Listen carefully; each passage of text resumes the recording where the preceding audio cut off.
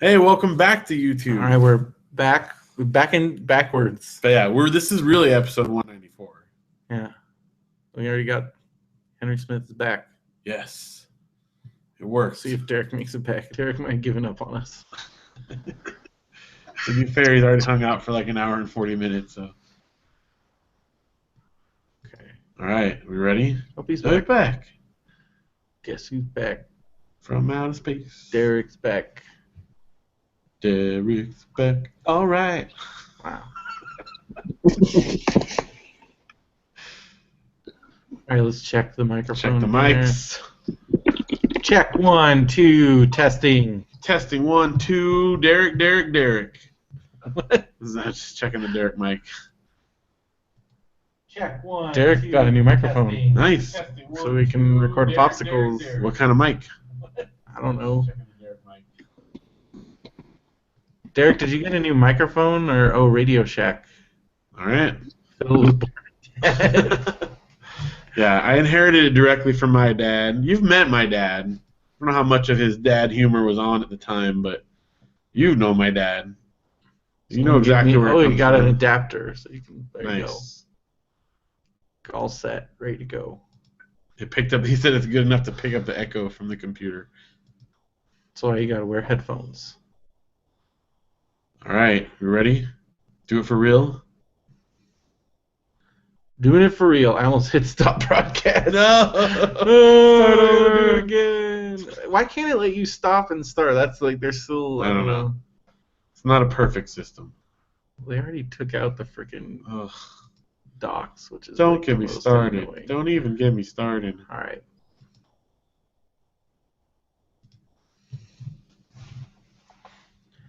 Hello and welcome to another episode of Radio BrendoMan. I'm Brendan Creasy, And I'm Phil Vecchio. and I don't have a job again. That's right. Today was an interesting development. Well, yesterday it was last night. We were So- going to record. Last night we were going to record because we didn't record all weekend because you had like a weekend adventure. Yep. The first of many birthday Apparently, adventures. or at least a couple. Shut up, Windows. Yeah, Janelle planned a little weekend thing, and we went down to San Diego, went to SeaWorld, went to Legoland. And Legoland for you, not for your children. Well, the kids too. I mean, it was Yeah, like for but all come of on. us. But yeah, I got to pick some prizes. You got to pick some prizes. Yeah. Whenever we go to Legoland, Janelle lets me pick a prize at the end of the day. My And the God. kids got to pick prizes too, so it works out well. So she has 3 children. Basically, I picked out I got a couple Christmas Lego sets, and this Lego year sets. I'm gonna do like a little like Christmas town except out of Legos. I got a bunch of Christmas stuff.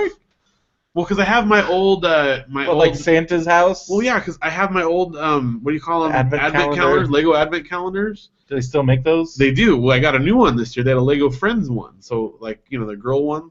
So you bought a girl toy for yourself. Well, for the kids. For too. the For the kids. kids. And each day we'll open it up and we'll build a set and we'll add that and we'll have a whole Christmas town. Somebody posted a Lego slipper. I did see that. Are you yeah, gonna buy going those? around. I don't know. My kids are really good at cleaning them up. They are. They have a table now. Yeah, we got Luke a table and they've been building on it all week long. So I haven't stepped on a Lego in a very long time.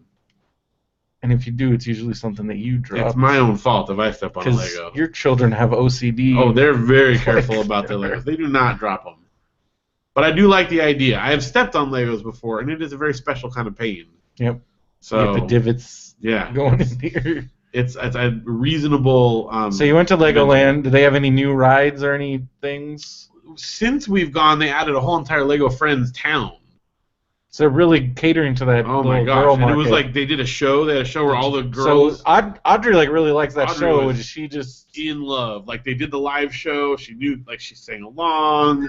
It was like her dream come true. You got to go around. They had And like this- Lego statues of all the different girls, and yeah, we got to go in the horse stables of the like the pretend horse stables. They had okay. So my brother Matthew came with us as well, and I have a few fat alerts for around Legoland. Legoland Okay. is definitely not made like Disney style for fats. Well, this is made for children. It is, yes. So just a heads up if you're going there and you're of size. So one of them, this is the first one. I'll mention others later maybe, but on the merry-go-round, they put in a new like carousel in the Lego Friends area, and it's like they're like Lego horses. And so we get on, and I've ridden like the one at Disneyland we ride all the time and stuff. Did you break the horse? Well, no, but I climb on it, and the guy comes around. You know they have like the little strap that goes around? Oh, yeah. The guy's like, oh, sir, you need to buckle your strap. And I'm like, okay. Like, at Disneyland, they don't even like look at you. Like, it's a carousel. Yeah. And I like kind of pull it up and show, and I'm like, yeah, that's not going to happen, guy. Like, and he's like, oh, well, if you like, I can go behind here and I can get an extension for you. I'm like, that's cool, man. I'll just stand. It's not that big a deal. So I had to stand. But I'm thinking, like, if they had got an extension and that little, like, thin strap, like thinner than a backpack strap, and I somehow fall off the horse, that's not going to hold me on there. That is in no way useful whatsoever. So, yeah. So beware, you know, if you're going, just stand. Matthew sat in the Jeep. There's like a little Lego Jeep that's on there. Nice. So he didn't even like bother getting up on the horse. Is that like the seat thing that they usually have? Yeah. Janelle got off before the guy came over to talk to her. Do you guys get extenders a lot? No. I've never had to use an extender on an airplane. No, but I certainly wasn't going to take him up on it when he had. No, I'm not going to. I don't want to ride on it that bad. Here, fatty. So no, I've never had that offer before. But this is obviously not made for adults, is the thing. So anyway. The other one, this ride's been around a little bit. It's from an old series. A lot of the rides there are from series they don't make anymore, like Lego sets. But it's like a little roller coaster. It's actually their most intense one, but it's probably on the same level as it's almost like Goofy's Sky School, except maybe a little bigger drop at the beginning. Okay. So you have like little things that click down on you, right? So we got in. Matthew was behind me, like I was in the front row with Luke. And they told us, so this is a little tip there. The lady there who was seating us was a fellow fat. And she said, I'm just going to tell you, the front seat, you have to have 7 clicks. Like, you know, the click, click, click, click, the bar clicks down on you. But the back seat, you only have to have 5 clicks. So if you sit in the front row, and she said this is on like other roller coasters, I'm assuming the front row has to have more clicks. So if you're concerned, you might want to go for a further back seat. So we both, I was able to get the 7 clicks on the front. Matthew got the 5 on the back. But we decided we want to go back again for like our weight loss thing that we're doing to see like how many, we call them CPR, no. Clicks past CPM, clicks past mandatory clicks. Okay. So if you got 5 clicks, if you can go an extra click, that means you've gone down a size. Okay. So we're gonna check our CPMs when we go back to Legoland at some point. Gives you another excuse to go back to Legoland. Another excuse to go back to Legoland. Oh, because I didn't mention this, but we may or may not have just gone annual. Basically, they gave us $50 gift cards for each pass that we got, and in order passes that we had already paid for, it was only like $80 for like. But I thought Janelle got in free. Well, she did, but we bought. But then the other ones, we bought the other. Yeah, that's why they let the teachers go in free, because then the family has to buy. So and we used Matthew's Christmas present like ahead of time. So we bought his ticket and ours. So to upgrade for 4 tickets, it was like $80. Plus we got all those gift cards each. No, I think total we spent $80. Well, plus the gift cards. $50. Yeah, that's a lot of money. For $200 worth of gift cards that we got. Yeah, $50 per ticket. Lego gift cards? Yeah. That's a lot of Legos. You could save them and buy the Ghostbusters thing when it comes out. Yeah. That thing's going to be like $300. Or we could buy a bunch of stuff that we already got them because we got them right away. But you should have saved them. That's how you get the big sets. It's true. True. Don't you want one of those? I definitely do. And who knows? It's on my list. I put it on the list. That Ghostbusters, that's the thing. I want all Legos. That's the thing. There's so many but you've Legos. Never gotten one of the big, giant, like super. I've gotten pretty big. Not the giant. I'm talking ones. Like the $300 ones. The biggest set. Ghostbusters headquarters is like one of the $300 ones. Yeah. The biggest sets I've ever gotten are I have the Millennium Falcon. Mm-hmm. That one was like $150 when it came out, I think. And I have the Batmobile. I think that was like $151 when it came out. Which is now worth like way worth a lot more. Both of those are worth a lot more. So. But you actually put together the Millennium Falcon. No, that one's still sealed too. Wow. How much is that one worth? It's in the like $700 range, I want to say. The Batmobile's like $800. Yeah, something like that. It might be more now. I haven't checked in a little while, but those are your like emergency. That's my emergency funds. Yep. I wish I had emergency Legos right now because So I was let's hear more about this here. Yeah, so we were recording. We were gonna record yesterday. Right. which I guess that's why we told that whole Phil's Weekend story. Yeah. Because you guys left on Friday? Left on Friday after school. Where'd you stay? Did you stay in Carlsbad? No, we stayed. Gosh, I don't even know where we actually. Because I remember we stayed in Rancho Bernardo once. Yeah, it was inland somewhere. I don't even know what town it is, honestly. It was like in between the 15 and Carlsbad somewhere. Okay. So I don't know. Escondido? Something like that. But San I don't know Marcos? It was about 20 minutes from Legoland. All right. So wherever that is, inland a little bit. Okay. Somewhere in there. Was it nice? Yeah, it was nice. We had a really good breakfast. What was it called? It was a Country Inn, I think it was. Country Inn. Country Inn and Suites.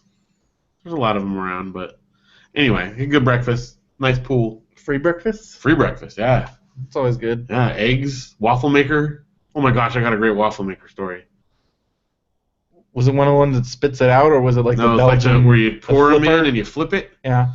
And well, first of all, like there's like the first day we were there was like the rudest lady. Like she was telling everyone there's 2 waffle makers in this little like alcove, and she was telling everyone like, go away, I'm making them for my whole family. She had like 10 people in her family. Like, you just need to leave. And so all you these can't people, hog. No. So while she was telling this group hog? over here, she was telling them like, no, you can't do it. I like slipped in behind her and went for the open one because she wasn't even actively using it. She was just holding them off so she could use them. So I slipped in and made one while she wasn't looking. Good. So yeah.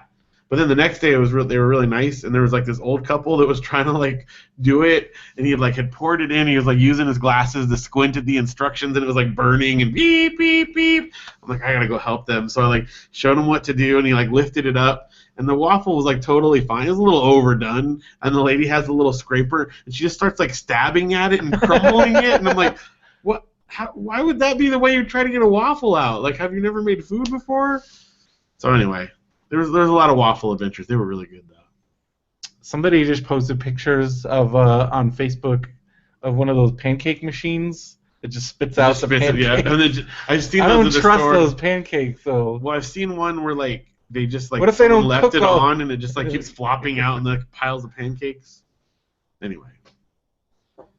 So you got laid off. Well, they didn't get laid off. It was okay. Well, so okay, we're Monday, supposed to record. so normal work. I go to work on Monday. Everything is normal. In the morning, I was supposed to deliver a computer, but the guy wasn't there. So like, I was like, so then he emailed me. He's like, oh yeah, I was on vacation. I'm like, okay, well I'll schedule it. He's like, well tomorrow morning. I'm like, okay, tomorrow morning. And Great. I had some other emails going back and forth. Some guys needed some software installed on these Macs that I put in the server room, and I was like, oh yeah, well, we have to wait for it to get here, and blah, blah, blah. So we're in the middle of email chains. My boss is like, hey, is everything going good yet? Oh, we're getting ready to install Office 365 on all the computers. How do you think that's going to impact going forward? Like, just normal stuff. Right. Just normal stuff. I was setting up a Mac, with Boot Camp, which is always a pain in the butt. So like that was sitting on my desk, and I worked on it till I left, like till it was time to go. Listen to my podcast while I'm working to kind of stay in the zone. Right. Is that one of the things? Because like one of my bosses was like, you need to like be focused and stay on task. And the thing that helped me stay on task was listen to podcasts, because otherwise I get distracted by like other things. So I listen to podcasts and I'm like laser focused on setting up the computers. And so I was doing that. And I thought I was doing a good job. Everything's good. People are like, Brendan, you're great. Doing a good job. Maybe not Brendan great, but hey, everything's good. Money. Saw my boss, like, hey, see you tomorrow. Saw the guys at work, see you tomorrow. 5:30 rolls around. I'm out. Get home.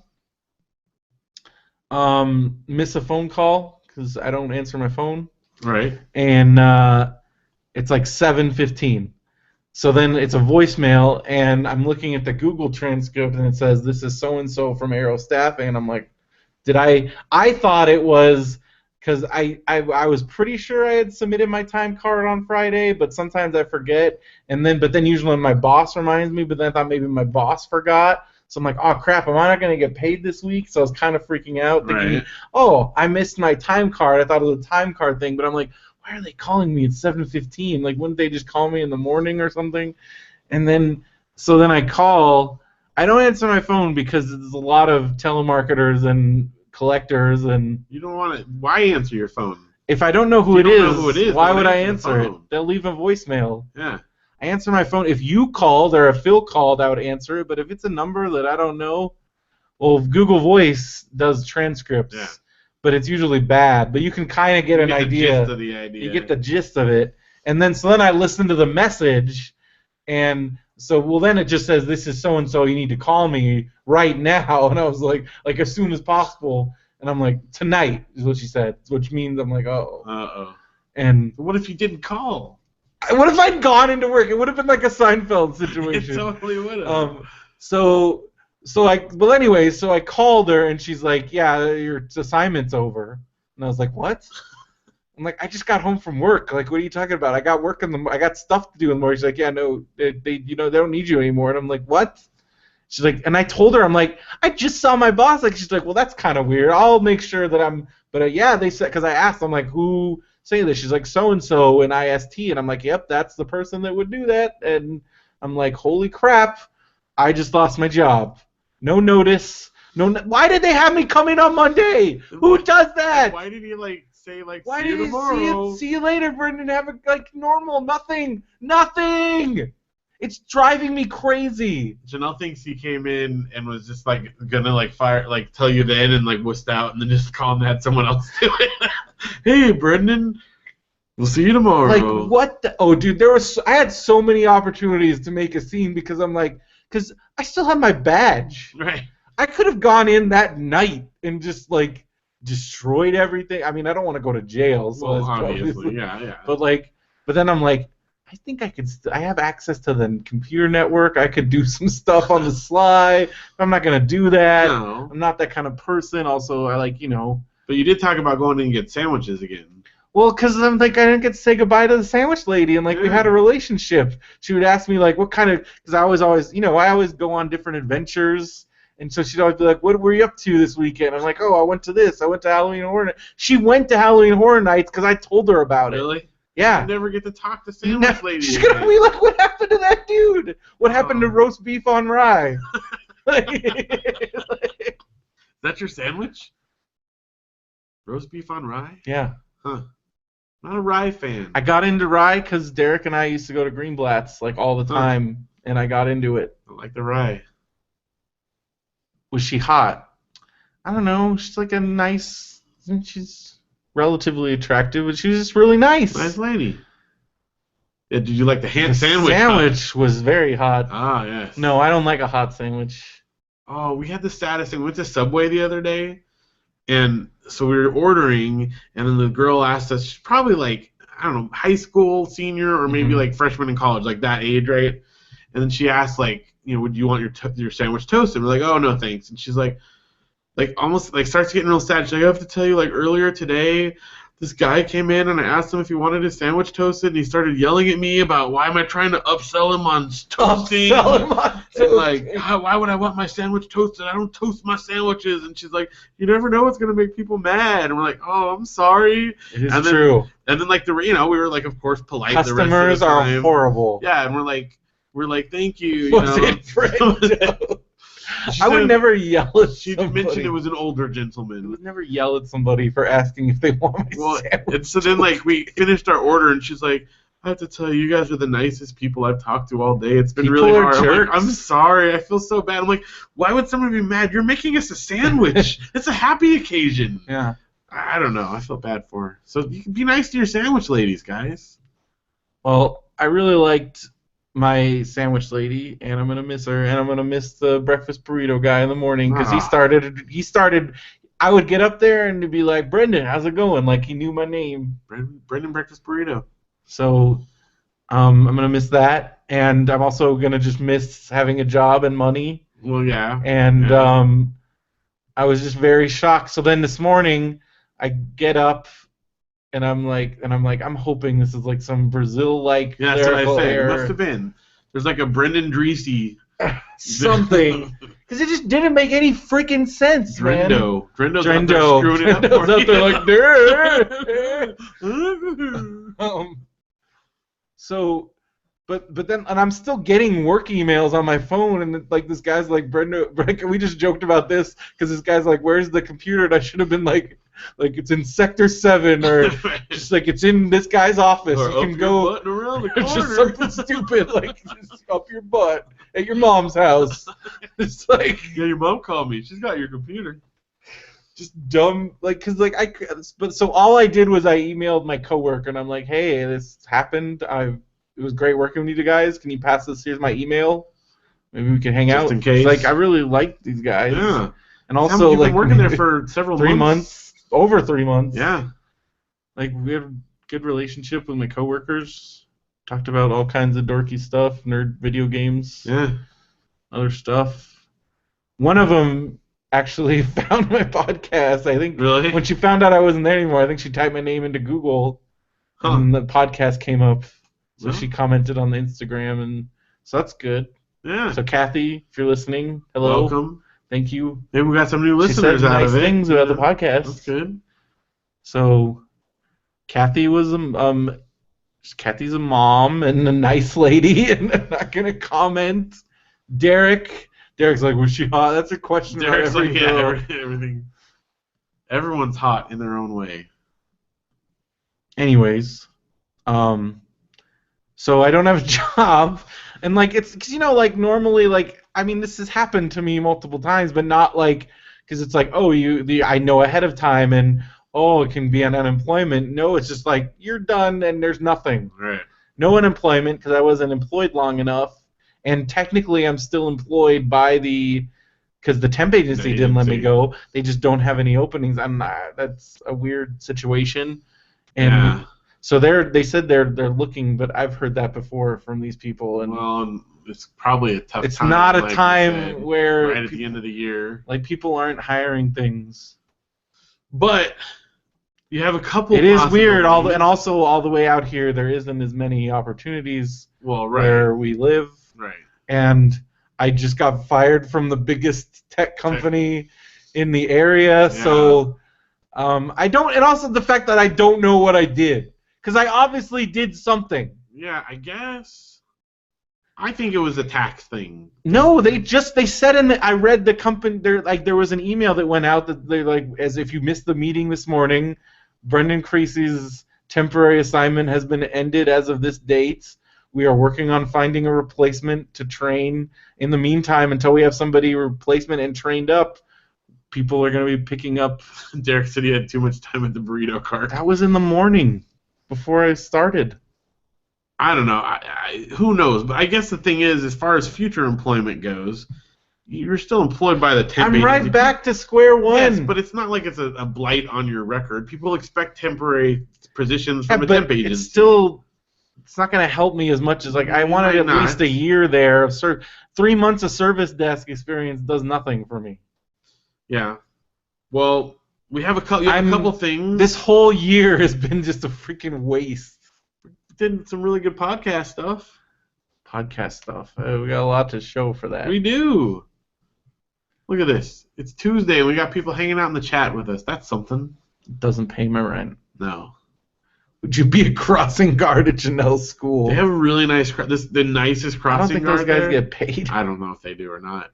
But they like dads? He has a really long ponytail, like all the way down to his butt, and he always waves at every single car that goes by, and he smiles real big, so you have to wave at him or else you're mean. Hmm. You could like hang out with him. They probably make like $10 an hour. They don't have to work for a couple hours. Yeah, so $20 a day. I can't live off of that.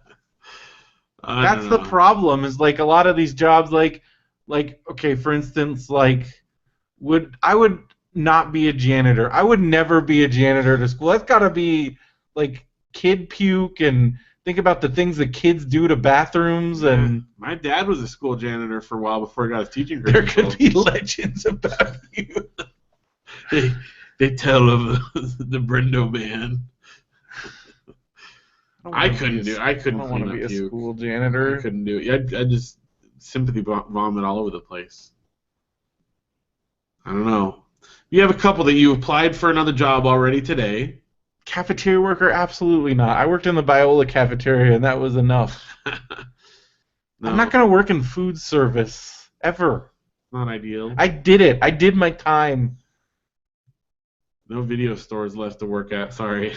But that's the problem, though, is none of those jobs I would even be able to do because they don't pay a living wage. Yeah. Like, I can't afford a cafeteria or old high school so the children of your bullies can get you to Next generation. Oh my god, that would be horrible. And you can't do anything because you're like a Because cafeteria. you're the worker. You can't punch a kid. You could like Cafeteria worker punches child. Cafeteria poisons boy. why are these red hairs in my food? Oh god.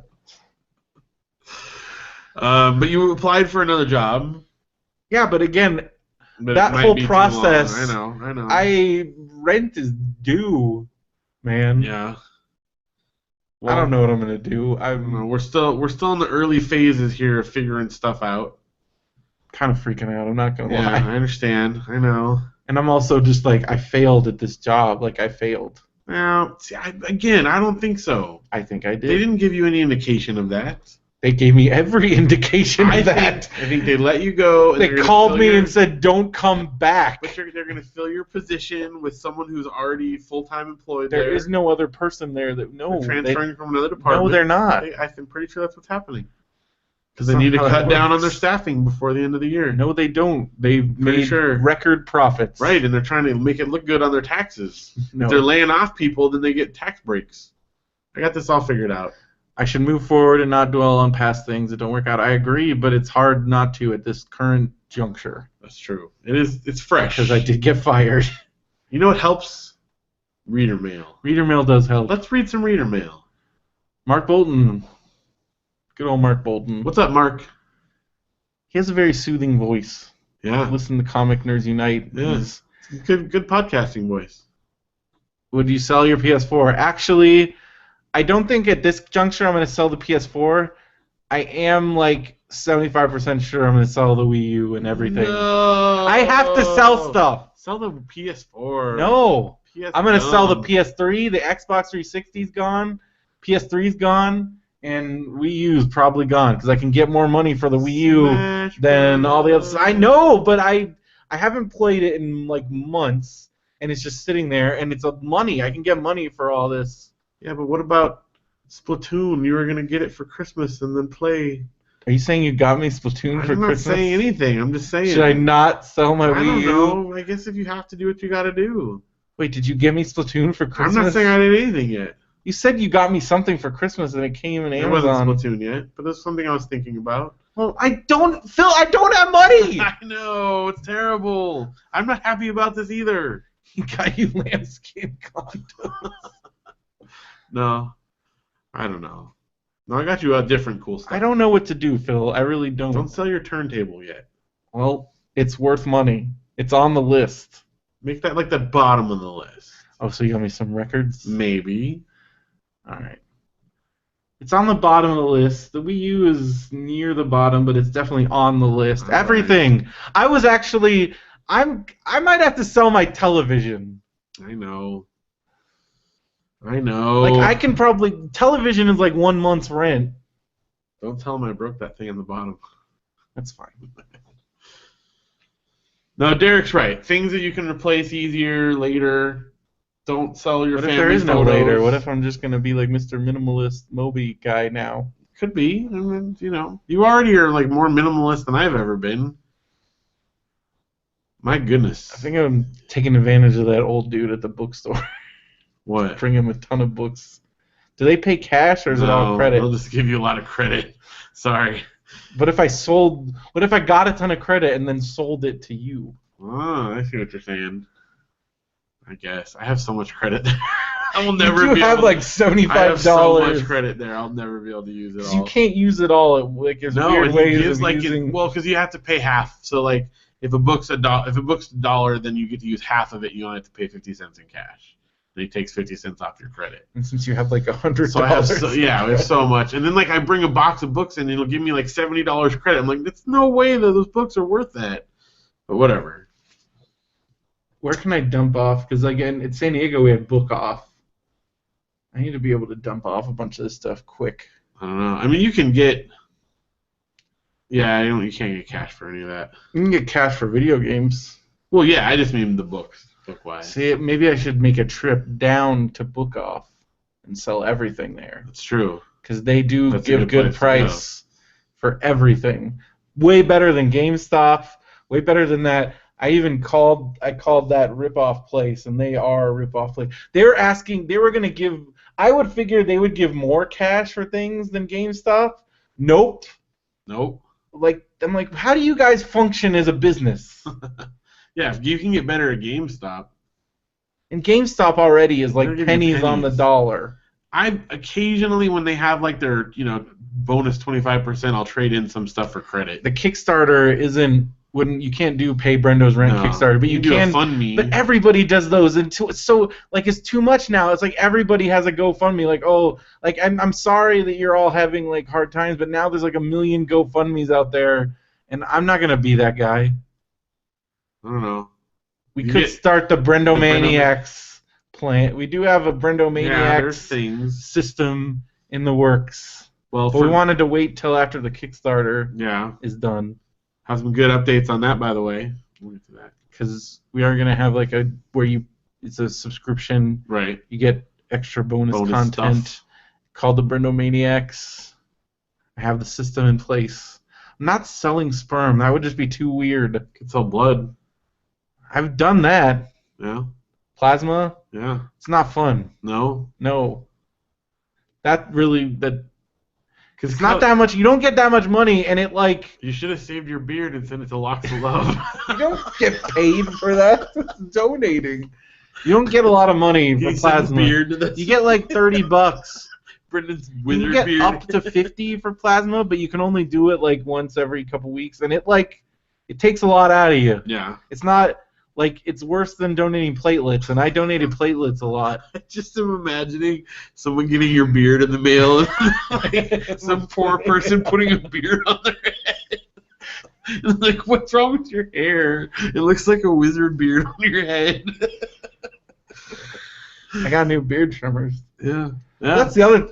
I'm probably gonna have to sell my just newly bought WrestleMania ticket. I think that's off the docket. Because Thanksgiving's off the docket. I think I'm gonna just go. I think I'm still gonna go to Laughlin. I don't even care. Laughlin is cheap. I can't not do. I'm not. If I stay home during Thanksgiving, I probably will just be really. I can't be by myself Thanksgiving. I'd be really depressed. Derek votes for you should get WrestleMania tickets later. Yeah, but I don't know if anybody will buy them because they're still available. Gotcha. It's not gonna sell out till But if I put them at normal price, I might be able to sell them. I don't know. I need something to keep me going, to be honest. Well, we started Mark Bolton's letter. That was supposed to make you feel better, and we got to Mark Bolton, and then we got totally distracted. Brendo Butler Initiative. Yeah, you can go be a personal servant. I'm not going to be anybody's servant. Would you come be my servant at my house? Brendan. To Phil. Give me a soda. You're not going to pay me. No, but I'll get you sodas. Do you have a Brendo's quarters? Yeah. You can stay in the playhouse, in the playroom. No, you can stay in the playhouse in the backyard. No way. I'm not going to sleep in that back room, let alone that. You have to stay. We'll set up a permanent tent area in the orchard, and you have to use only lanterns out there. Oh my gosh, no. Farmhand. All right, Mark Bolton. Mark Bolton writes, "Hey guys, Mark Bolton again. Phil, what's the best place to listen to old Pillage casts? Like episode number 1. There's only the latest 10 or 20 on iTunes." Well, we looked into this right before the show because I didn't realize that the PillageCast site the website is gone, pillagecast.com. It redirects to Josh's site, and it gives a server error. So this is a Josh Anderson. Yeah, we need to forward this to Josh because I don't know. Question. I don't know how to listen to him right now. The archives are gone. Yeah, so I'm sure that Josh has them somewhere. What if he doesn't? What if they're gone forever? It's gone forever. So much work. Was it? Well, time, work, I suppose. I did have to look up a lot. You got to have the file. I have all the I had to look files. up a lot of fun facts. Let me tell you. at first he was like, you should have a fun fact for every episode. I'm like, that's easy. I got millions of them. And after a while, I'm like, I gotta like look up stuff now. I'm running out of facts. Some of my facts were rather dubious. They were all very dubious. There were a lot of dubious facts in there. All right. Well, anyway, so we'll have to forward that to Josh. Josh Anderson, question to you. Phil, you should do a podcast where you're the judge and settle people's squabbles. I would love to do a judge podcast. And people send in their like and I could just, cases. I'll just be the judge, and I don't have to like ask for other people's opinion. You just I'm the judge. Phil's Judge Phil. Judge Phil. Oh, that's a great idea. I'll do that. Brendo, if either of us had more time, I would love to do a Stephen King podcast with you. That would be a ton of fun. I've looked, and there's no good Stephen King podcasts.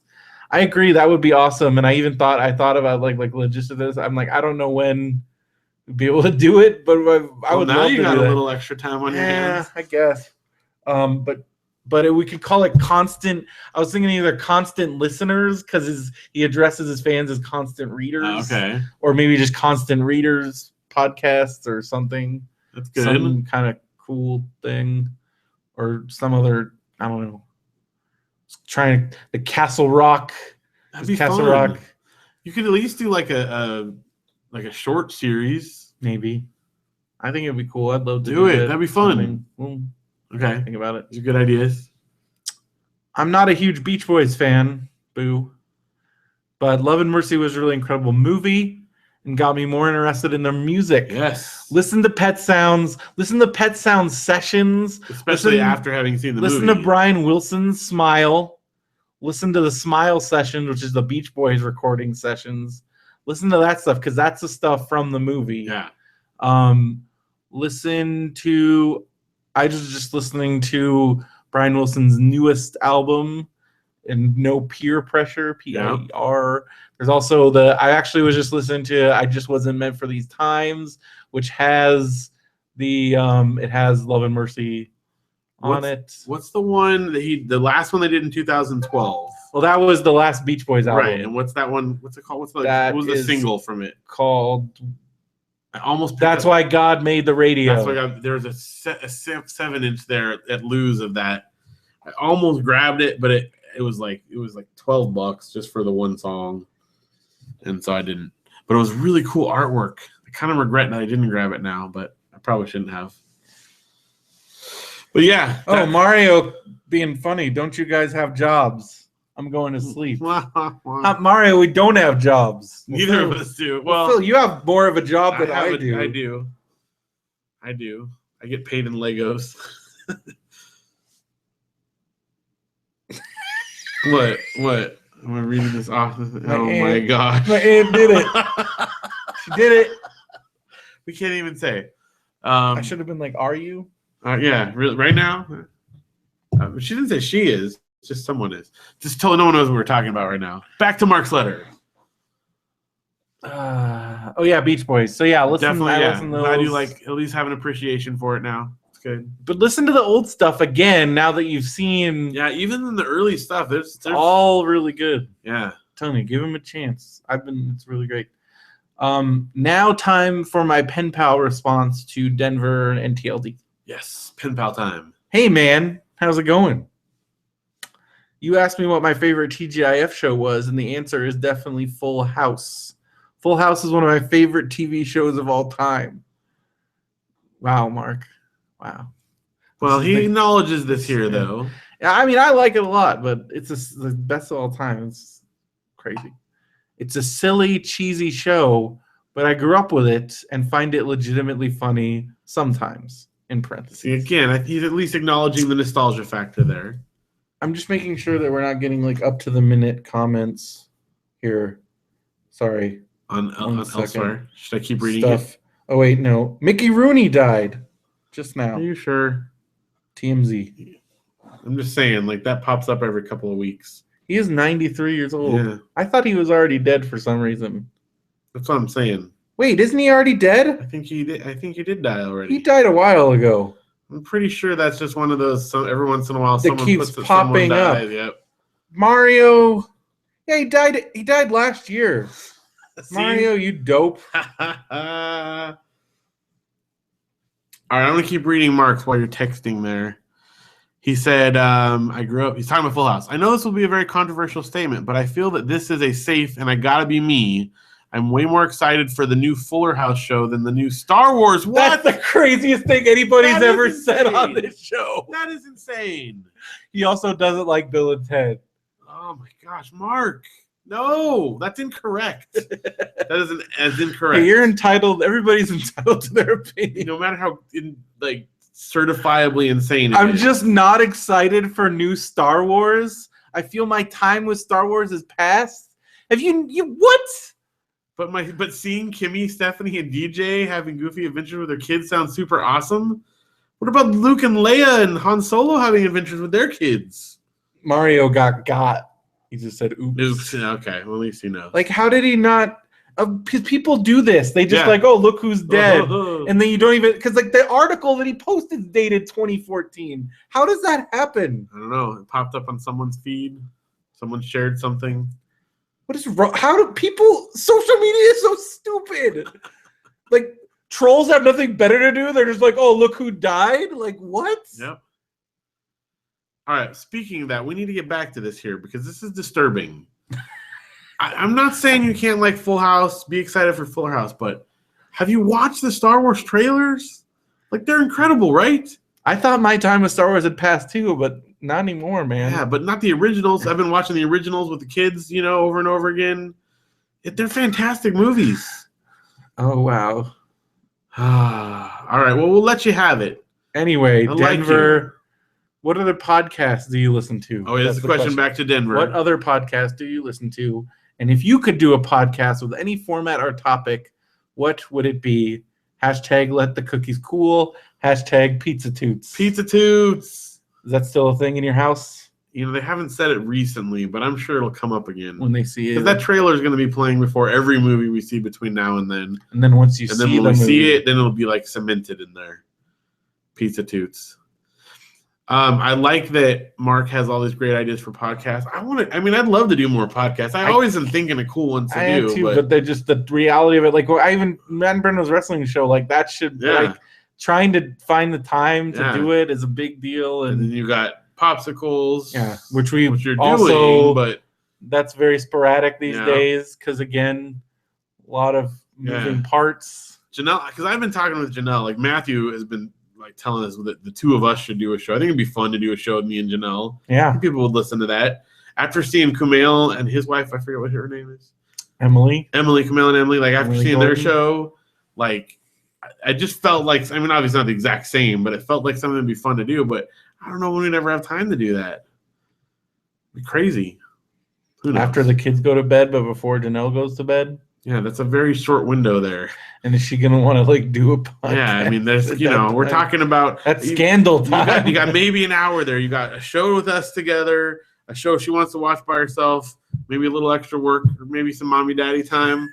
There's very little time in there, so I don't know. But I really do like the idea there. All right, then we got some stuff from Mario. Mario's got some stuff. Emma Watson turning into Sofia Vergara was a repost from James Gunn, but there's no reposted from tag on Facebook. Oh, that like haunting image that he put on our page. Ice-T played a dingo in Tank Girl for $1 million. He did a lot of stuff. Yeah. My favorite thing with Ice-T in it was Surviving the Game, which was an update on the most dangerous game that he was in. I did not ever see that. It was really good. He was getting hunted by these rich people. Okay. It was pretty awesome. I remember him being in Tank Girl, though. Yeah. And he stated that he will pay to play anything for $1 million. I think anybody, and if I was in his position and I'm getting those off, he's been on that. Isn't he on one of the Law and Orders? And he's been on it for a long time, and he's making probably making bank on that. Or he's on Ice Cube. No, Ice Cube's on one of the NCIS shows. Oh gosh, the Ices plus the initials. I can't. No, LL Cool J is on one of the NCIS shows. Ice Cube is in movies. Ice-T is on a Law and Order. Vanilla Ice was in Turtles 3. And he had Turtles 2. Turtles 2. And then he had his own show. That's right. And then he went to jail. He did? I think he went to jail. You sure? Yes. Okay. But I think something happened. Well, anyway. Because his show is like a home improvement show. I need to see a picture to Ice. I'm confusing Ice-T and Ice Cube in my brain. I can't picture which is which. Is this guy. Yeah, okay. And Ice Cube. Yeah, he's on one of those shows for sure. Is this guy. Yeah, okay. LL Cool J is the one that was in Toys. Yes. Okay. All the initials and Ices are tough to keep track of.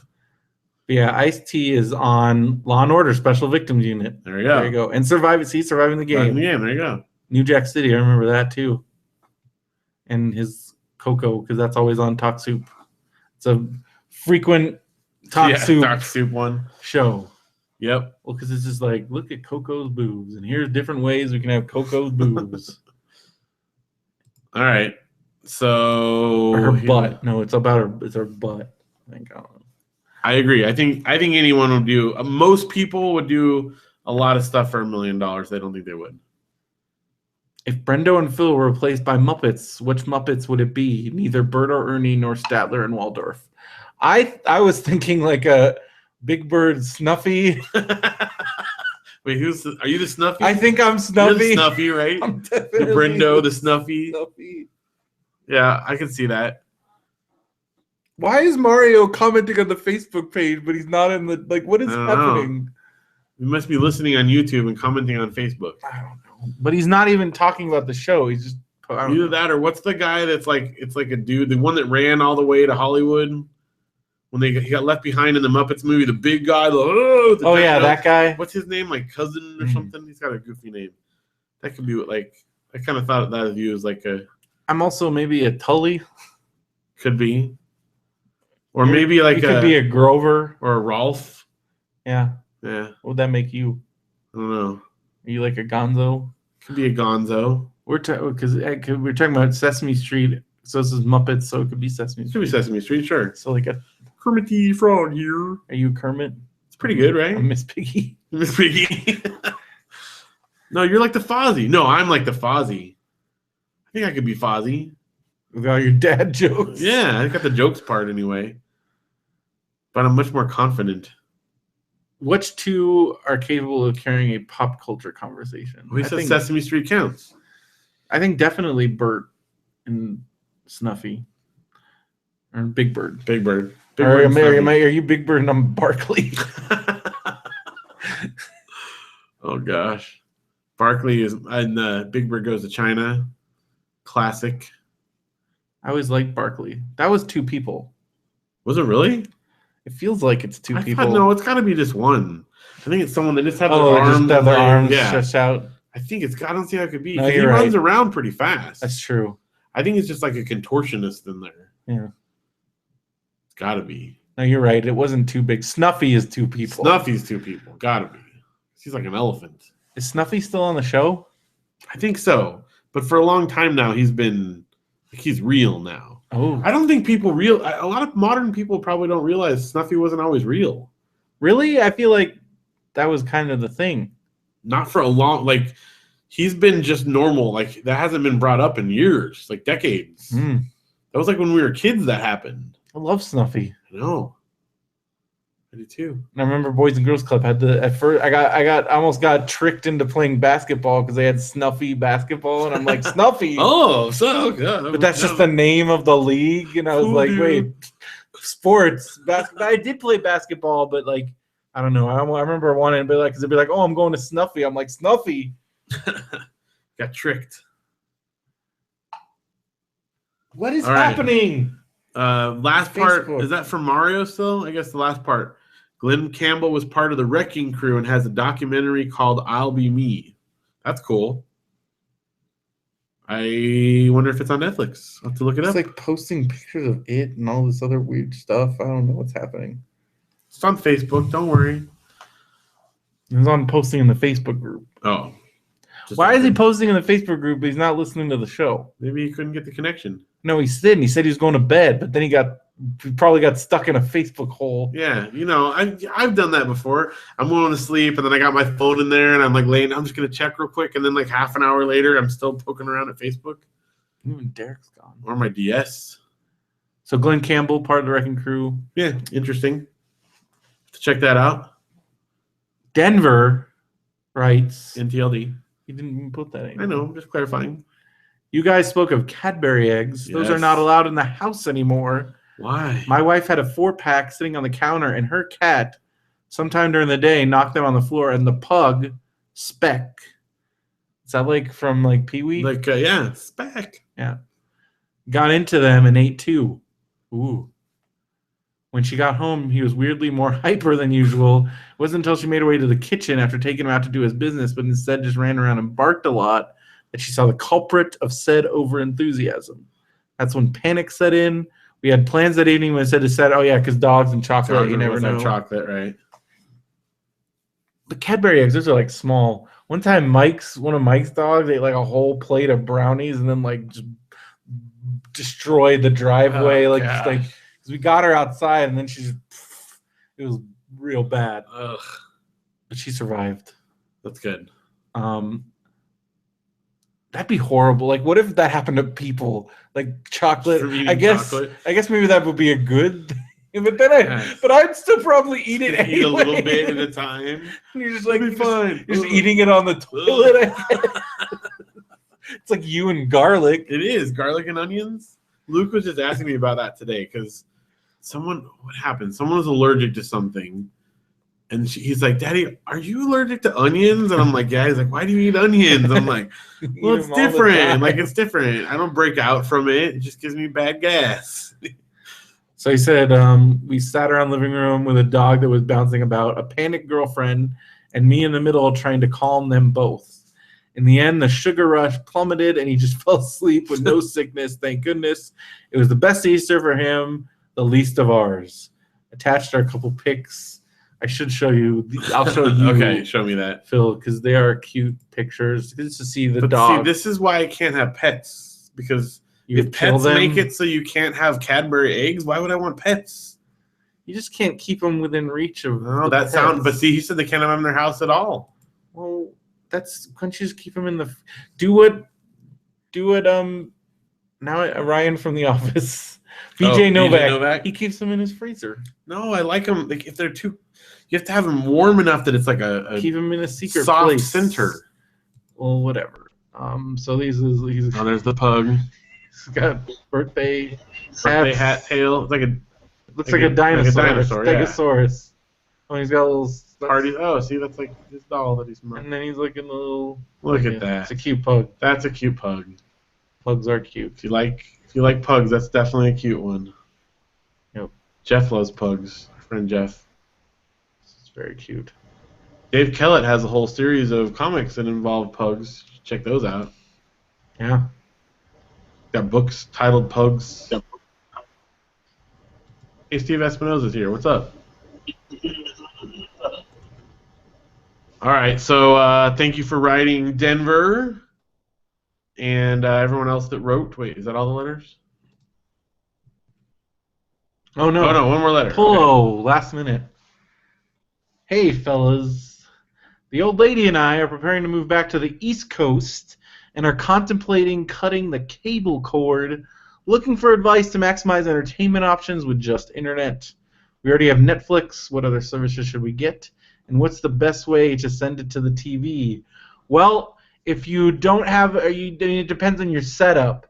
If you don't already have a video game device, like I use the PS4 for most of my stuff. I use the Wii U. Xbox will also do that. But if you don't have that, there's because Chromecast is good, but you have to have like an Android device or a laptop to work in conjunction. I use Chromecast all the time for things that just like YouTube videos or like any video on because you can basically, you have your laptop or your computer open or even on a phone, and you can stream any streaming video you can put on your TV. So like Matthew does that all the time when he comes over. Well, so you can just stream things. You plug it in, it goes right into the HDMI slot. It's really great. But now there's also, for a standalone device, I mean, Roku's are great. Right. There's the Fire Stick, the Kindle, Amazon. So those I've heard good things. But I have the PS4, but I also use the Chromecast for like other stuff that doesn't have apps, like New Japan World, YouTube, Daily Motion videos. You have a YouTube app on PS4? They do, but I don't like it's way easier to just pull it up on my because it has all my subscriptions and everything, and and the YouTube app for Chromecast is amazing because you can just set up, you can just queue stuff, and like queue it up, and like it'll just go through, and it's like it's amazing. So I would say that. But as far as services, okay, so you have Netflix, Hulu with no commercials. I'm telling you that totally covers like most. If you're talking about if you want to watch current shows, like on TV now, like this week, like like if you watch like network shows and like Comedy Central, like Hulu is a must for like current television. And it's worth doing the little and the no commercials. And if you want to spend if you want to throw in like if you want, I think for like another $11, you can get Showtime. Oh yeah, through Hulu. You can add stuff like that. Depends on how much you need there. But so you got that. And then Amazon Prime. Amazon Prime is awesome because you got a huge streaming library plus the HBO back catalog. Right. Not like current brand new HBO stuff, but most of the back catalog. And a lot of like original stuff too. And they have their own original shows. Mortimer Gibbons. Yeah. Also, I forgot to put this on there, but they're having pilot season right now. Well, I told you about the Chris Hardwick show. You told me about that, and then I watched one that Matthew told me to watch. That was really funny, and it's called Heistin. Yeah, you were telling me about that. Oh my gosh, it's really funny. So anyway, those are. If you have those three, you have more entertainment than you could possibly ever watch. And the cool thing with Amazon Prime too is if for some reason, there's something that you come across that you want to see, they might even just have a buy option. Worst case scenario. I've also heard, but I have heard a lot of good things. If you really want like sports and local channels. Heard good things about Sling TV. It's a little more. It's like $20-$30 a month, but you get like a bunch of channels. But for local channels, like you can just get a digital tuner. Yeah, but that's true. And just because that's how we watch. Like, Sling TV is like on demand and like all this stuff. And in fact, a lot of TVs have like digital tuners built in. Like you don't have to buy something, right? All of them do. Yes, if you buy a new TV. Then Well, there you go. So you can just watch local stuff. You got to have like an antenna. Okay. You just plug the antenna into the TV. Well, I have the antenna. We have a digital tuner for our like CRTs. That's the thing. But anyway, with those three, like, and there's other stuff. If you really want, like you said, Showtime or certain other things, you want wrestling. Sling TV. There's HBO Now, which if you just want HBO, but again, you can PS4 now. Actually, there's like they have like some kind of TV thing through the PlayStation 4 in very select markets, like Los Angeles, where you can actually pick like what channels you want, and it's like each one is a little bit of money, and it's like a build your own package. It's only in select markets right now, but that's a lot. There's a lot of promise to that.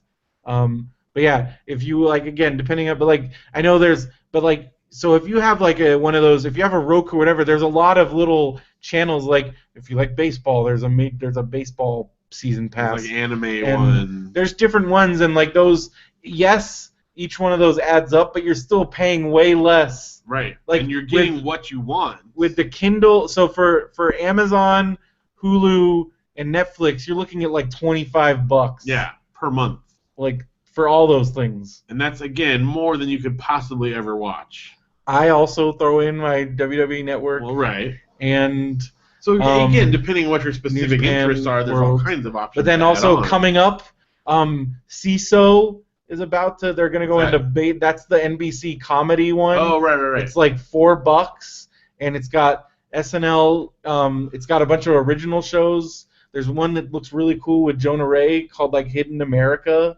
Okay. And like it goes around to like different like cool. That's right. I remember you talking about that. It's Harmon Quest, but then it's going to have SNL. It's going to have Kids in the Hall. It's going to have a bunch of comedies stuff, new shows, and it's like $4. But they're doing a free month, I think, starting in December. If you go sign up on the website, you should sign up.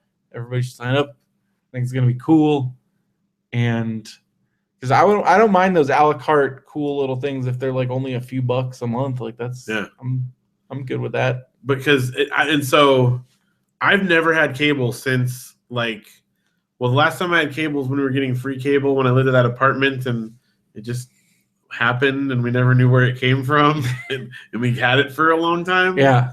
And then But since then, like, so that was 2001, I think. I haven't had cable since then, and I don't miss it. Like, there's more than enough stuff out there. I did like TiVo. I mean, I'm not saying there's not, But that can get real bad. Because then you just fill up with, like, things you don't even really need to watch. Yeah. Or, like, the worst is, like, when you sit down and you're just like, I don't miss that because it's so... Now you watch exactly what you want to watch, when you want to watch it. And to me, like, you can watch more of what you actually want to watch. Yeah. I mean, that's like we were saying with the Hulu thing. You can watch twice as many shows in the saving same amount a lot of of time. So, I don't know. To me, that's a huge benefit. So, do it. Cut the cable. You don't need it. Nobody needs cable. But you know what you do need? I know what you need. You need Stitcher if you want to listen to podcasts. Yeah. Go to radiobrendo.com, click the Stitcher links. If you haven't signed up for a Stitcher account, go through their website, use the code BrendoMan. But you can listen to podcasts on all your mobile devices and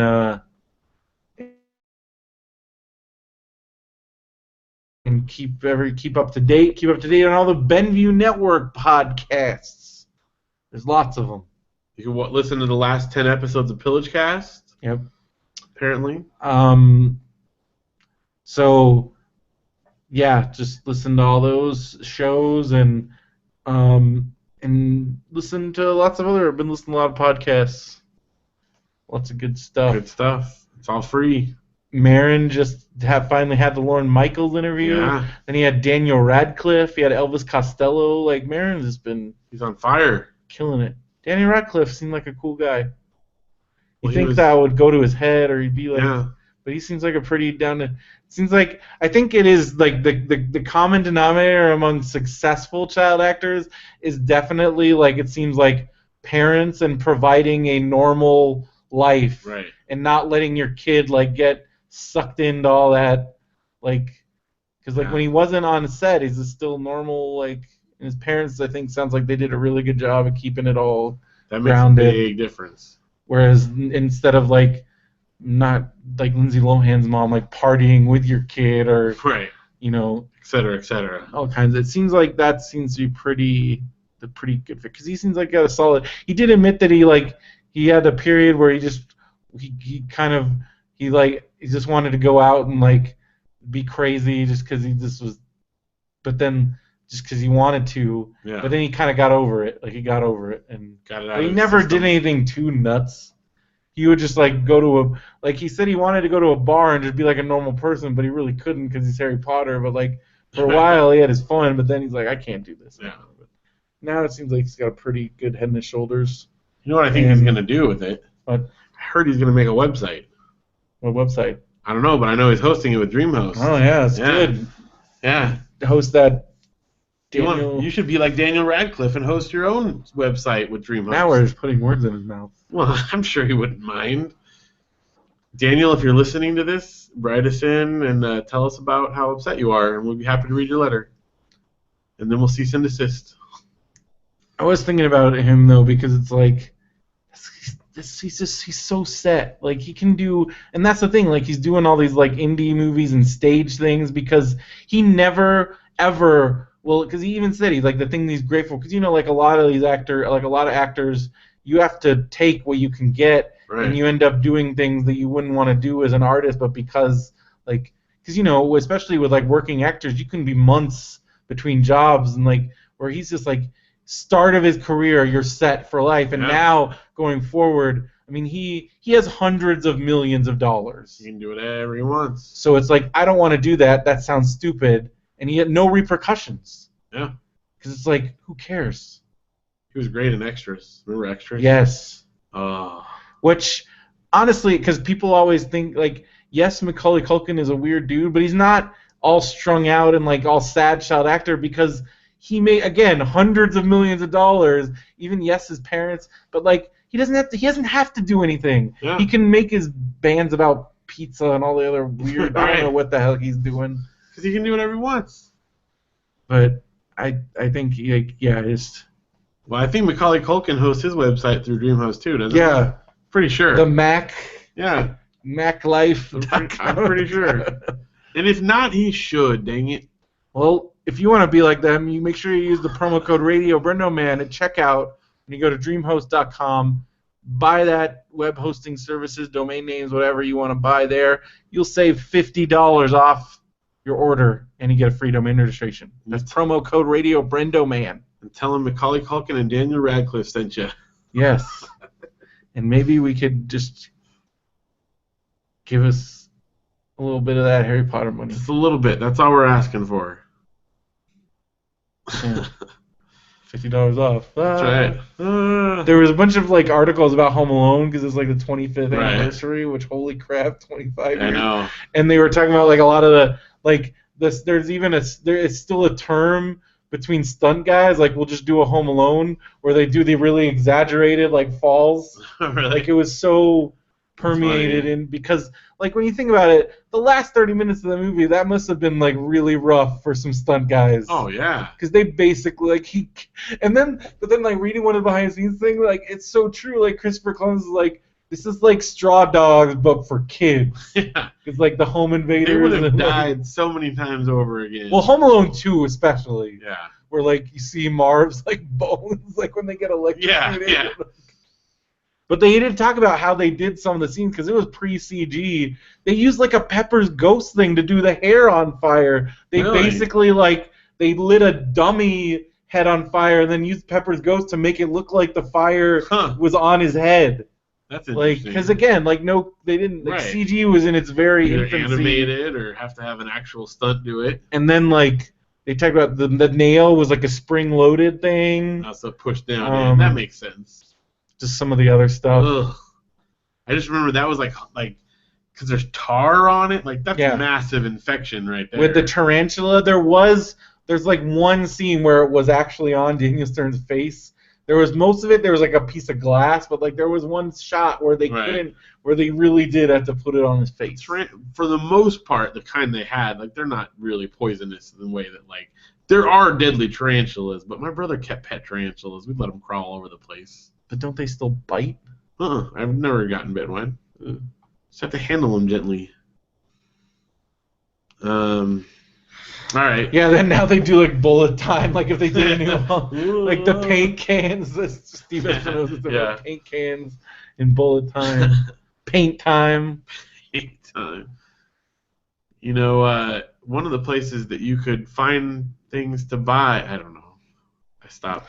Don't stop. You had it. I had it. One of the places that. Why did you doubt yourself? If you want to buy Home Alone, you could buy it on Amazon, and then you could get free shipping with Amazon Prime. It's not even that late. I know it is for me. What? What time did I get up this morning again? Why are you asking me that? 5:30 or something like that. Why'd you get up at 5:30? Kids, I gotta drop the kids. To get them ready, make their lunches. Oh my gosh. Do it all over again tomorrow.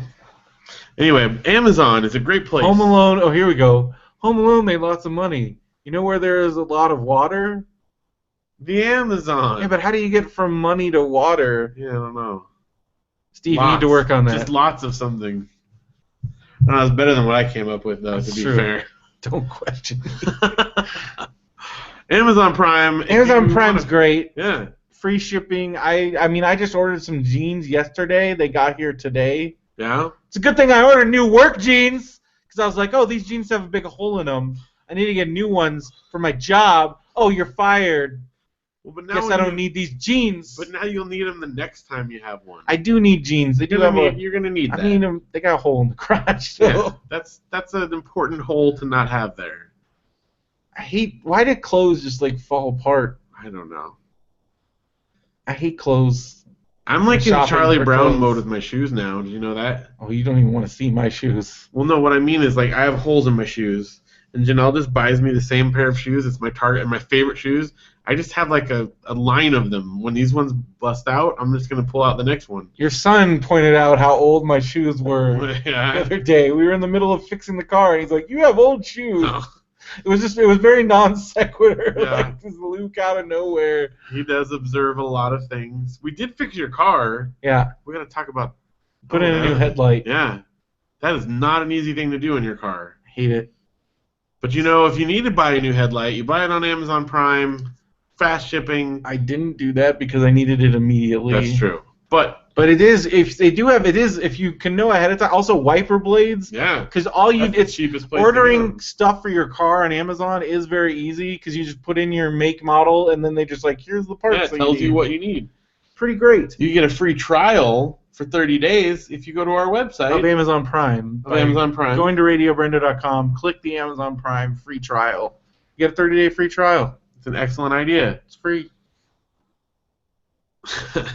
Steven kept patching his crotch holes until there was more iron-on patches than But then you can material. like see the patches and like it's just weird. Crotch patch. Crotch patch. Cratch. Potch. Also, but even if you don't have Amazon Prime, or if you already do, you want to help us out? The easiest way to help out this show without having to spend any extra money. You don't want to, because you can just give us money if you want. We have a donation for hosting link on our website. You can go fund Brendan.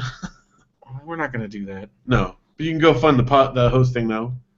But if you don't want to do that, and you want to buy stuff, click the Amazon link.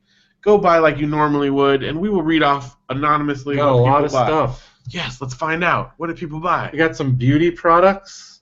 Okay. Only natural with nature. What? Only natural one with nature. There you go. Dead Sea Mineral Dead Sea Salt Soap. 7 ounces. What is it? Primal Pit Paste. Primal Pit Paste. Natural deodorant. That is a good name. Pit Paste. Aluminum free, paraben free, no added fragrances. Primal Pit Paste. That's a pretty good name for deodorant there. I just want to see. I gotta give credit to the. Like what this looks. Primal Pit Paste. It is. You like wipe it on you. I don't know. All I know is that they win for the name alone. It's $10. That's like 4 of my deodorants. How long does that last? I don't know. It's because you like wipe it. I don't think I like that. Pit Paste. Nah. Still, they have a good name though. I'll give them that. All right, some books. A Walk in the Woods, the book. Oh yeah, great movie. Rediscovering America. Chronographia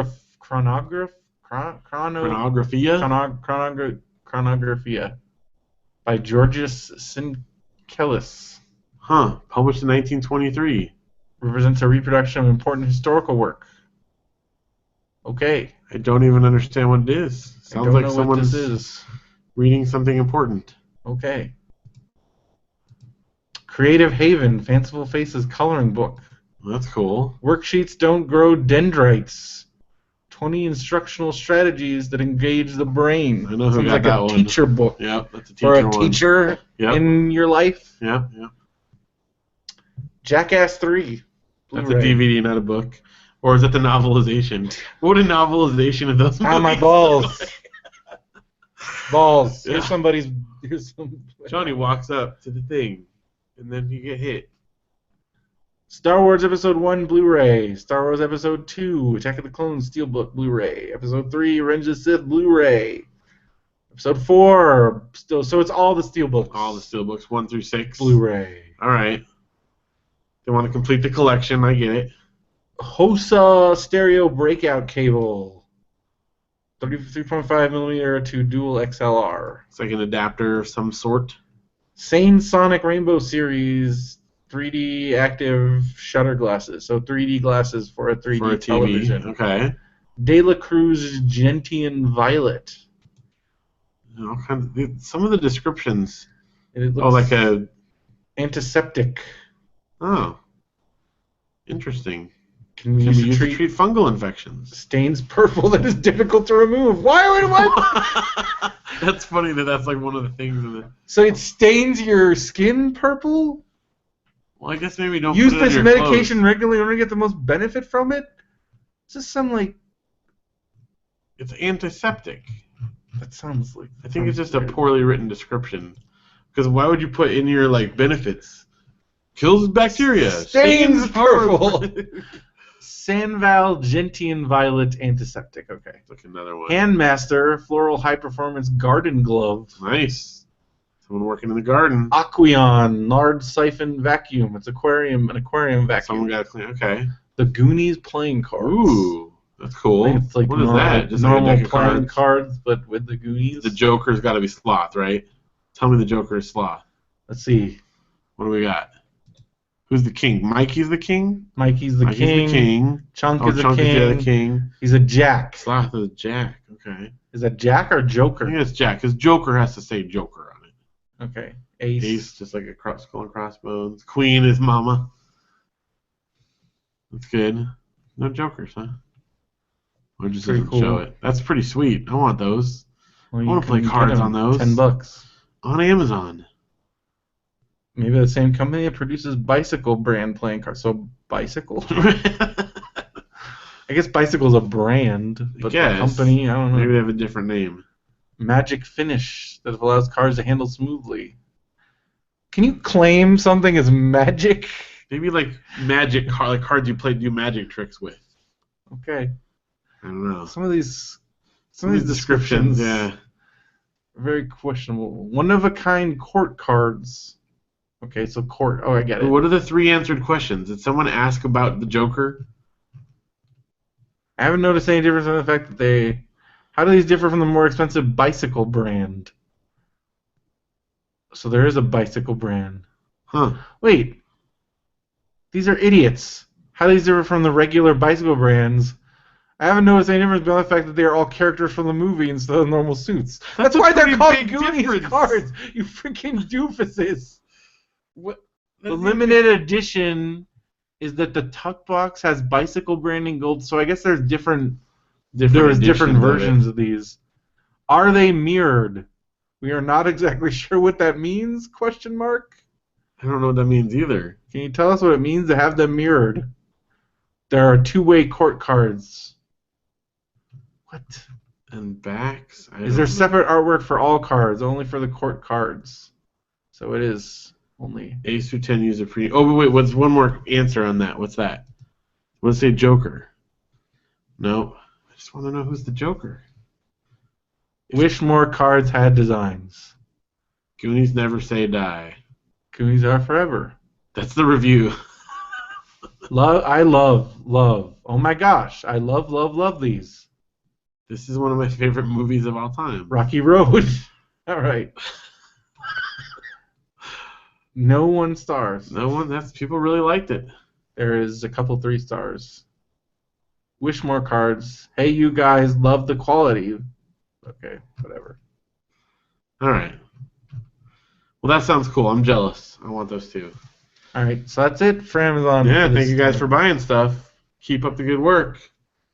Get your Christmas presents. And you can also keep up the good work by going to our Facebook group. A lot of good stuff in there. Mario's posting stuff in it right now. Right now, he's keeping you occupied. A lot of it's pretty normal stuff. Getting tricked by death notices by celebrities that are already dead. Yeah. And other things. Other good stuff in there. Funny videos. Weird videos. Interesting articles. News. Etc. What about subreddit? Anything going on there? Nah. Still trucking along? It's trucking along. Yeah. All right. Kickstarter update. Okay, a couple cool things with Kickstarter. For one, the vinyl done. Update on the vinyl. It's still in progress. It's fun watching the little things. It's a long process. It is. It is a long process, and it's to be expected. We knew going into that it takes a while. The labels have been printed. The outer sleeves have been printed. They've been sent to the manufacturing plant where they're doing the record. The record is in process of being manufactured. Then they have to assemble it and do the shrink wrap. And then it's done. So I don't know how long it takes to go from those steps now, but it updates you along the way, and things have been happening. The last update was just a couple days ago, so I'm very excited. So it's happening. It's real. And then other update, we got at least now we have more time to record all those podcasts and commentaries. Yeah, because we got an Angus commentary and 2 podcasts. Yeah. Gotta do that. That's gonna be fun. I can't wait to do the Angus one. And then Matthew's been working on our ringtones, and I think he's got them all now, or maybe he needs one there more. Were some good ones. The last one he sent me is the best. because it's your song you sang about Marmaduke last week, and it's so funny. It's Marmaduke time. Marmaduke time. Oh yeah, I did because like I did like Vader like time. Song, It's Marmaduke time. Anyway, so that's It's time. It's time. It's Marmaduke time. Yep. So that'll be one. It's pretty good. So we'll look at. Hopefully, I think if he finishes those this week, I'll send a link out for that for this week. So get ready. You can be thankful for some ringtones. I still don't think anyone is ever actually using a ringtone. If anyone ever does, ringtone. Please tell us and tell us a funny story about it, because I would like to know if someone uses their ringtones. Yeah, so that's good. That's your update on Kickstarter. Clicker Heroes. Clicker Heroes clan still going strong. Yeah. Still got some spots. Okay. The name of the clan is Radio Space BrendoMan. Nice. So sign up. We got 3 spots. You've done a lot of stuff. We already talked about your birthday weekend. Talked about the birthday weekend. Last week, my headlight went out. I got pulled over. The cop, luckily, it was like right by the auto parts store, so he was like, "Oh, you can just go, whatever." Gave you a warning. Yeah. But then I'm like, I call Phil, and of course, like he's not answering, Janelle's not answering, so I'm like, well, they must be. And you told me this, and I kind of remembered. So you did an escape room. We did an escape room. We did it on Wednesday, which was. See, this is why you're smart. You buy things. You get these presents for your parents that are things that you want to do also. Yeah. Well, so you get to enjoy. I'm telling you, we've talked about experiences. People have asked for about present advice, for spouses and whatnot. I learned it from you. Experiential gifts are really cool. For one, like you said, you get to participate and have fun with it too. So, the Legoland was our Christmas present for Matthew. This trapped escape room thing that we did was for my parents. I think it was for my mom's birthday, I want to say. Mm-hmm. Anyway, for something like that. And so anyway, you probably, I don't know if you guys have seen it. You've talked about some before that you did like in Knott's Berry Farm, right? Was it Knott's Berry Farm? What? One of the mazes you said was like this. Am I right? Oh yeah, Trapped. Remember? It was called Trapped. Yeah, right. Okay. So the escape room. It's basically like a puzzle. Right. I mean, the one in Knott's, it was like scary. Right. This one was more like a mystery type thing. There's scary ones and there are just straight up mystery ones. And so this one is very heavy on basically puzzle solving. You're locked in a room and you have to find the way out. Right. And we had 1 hour to get out. And it was just the 4 of us, Janelle and I and then my parents. And we were locked in this room. And I had no idea what to expect, really, but there's all these different like knickknacks and things in there, and you just have to start like opening things and finding clues and solving these puzzles and unlocking locks. My favorite part is what happened halfway through.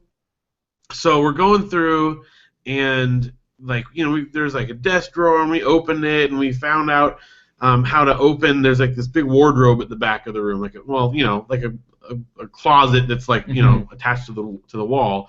And we open it up, and my dad's like going through. This is, I guess, spoiler alert. If for some reason you're going to go to this specific one in Upland, California, if you don't want to ruin it, Janelle pulled out this trunk, and there was a lock on there with a puzzle, and she was solving that. My dad was going through the coats, and then I saw on the back of the wall it said slide. And I'm like, interesting. So I go back there and I like grab the back wall of the thing, and I open it up, and there's a whole second room like hidden behind there with like all new puzzles that we had to go through in order to get out the original door, which is crazy because we've been in this like little room for over half an hour and didn't even know there was a second room attached to it. So you didn't make it. We didn't quite make it. We were on like the final puzzle because at the end they came in and kind of told us what we had left. We were on the final puzzle. We probably need another 10 or 15 minutes to do it. But seeing as how it was our first one, they said we did really good. Most people don't make it that far in their first. Probably what they tell everybody who doesn't make it. But oh, you did so great. You did so great. You almost did it. But we did. We made it through most of the puzzles. Just the last bit, we were kind of assembling all the final things to get out. But oh man, it was just so much fun. We want to like go do a bunch of them now because it's not. It's not super expensive to do. We got a Groupon for it, and I think for all 4 of us, we spent like $80 or something like that. So, it's like somewhere like $20 to $30 a person, depending on which one you go to. So it's kind of a cool, fun activity. And I want to do it. Oh, dude, it was so much fun. And like it was cool. We all like teamed up. We worked on some stuff together, and we switched out. And it was just so amazingly creative the way they put it together. So anyway, I would definitely do it, but while we're in there, you're not allowed to cheat. So you have to take your cell phones and any electronics, and they literally lock them in a cupboard, and they take the key, and you can't get to your stuff, not even in the room you're in. You're locked in a separate room, and your stuff's locked in the main thing. So we come out from having been locked away for over an hour, and I get my phone, and it's just blown up with Brendan texts and messages, and I'm like, oh no, something's wrong with Brendan. What happened? So anyway, at least you knew afterwards that we weren't like ignoring you. But yeah. And then we fixed my headlight. And we fixed it the next day. Thank goodness for YouTube and watching those videos and stuff. Otherwise, we never would have figured that out. I did almost die on County Line Road because it's so dark, and like I was down to like one headlight, and like this seriously, like this guy like almost like hit me because I don't think he could see me because it's like dark. Well, if you have one light on, they think it's like a motorcycle, maybe. It's scary. I was real scared. And I'm like, oh. So the second day, I just rode the entire way with my brakes on. But you made it, and we got it fixed. For a while there, I'm like, oh my gosh, we might have to like take it to Oil Can Henry's or something. Because you had to have like just the right tool, and I had like all these different combinations. I finally found one that worked, but it was really hard. Yeah. It's a lot easier to do it on my car. So. All right. So that's that. You already talked about the fat alert? Yeah, I already talked about that. Talked about the birthday weekend. What's the Legoland cam? That's the one. Clicks above the minimum. Or So that's how we determine like if you've increased your or decreased your waist size. Well, this weekend I went to the inaugural tapings, the first 4 episodes of season 2 of Lucha Underground. How was that? It was at a warehouse. Like at first I'm like, this must be some kind of sound stage, but like it's like in this warehouse district in like East LA. You know, there's like that bridge and like it's like I don't know. There's like a bridge. I remember I've driven around there before, but it's like this warehouse district basically, and it's in a warehouse, but it's a warehouse that you can rent for movies. Okay. But they didn't have to do much. They just added a ring and like some seats. It's very much just a warehouse. Right. And did you have to stand the whole time? The first 3 episodes, so 2 on Saturday, and the first one on Sunday, I was standing. How was that? Once I got to it, like it wasn't that bad. After a while, it just was fine.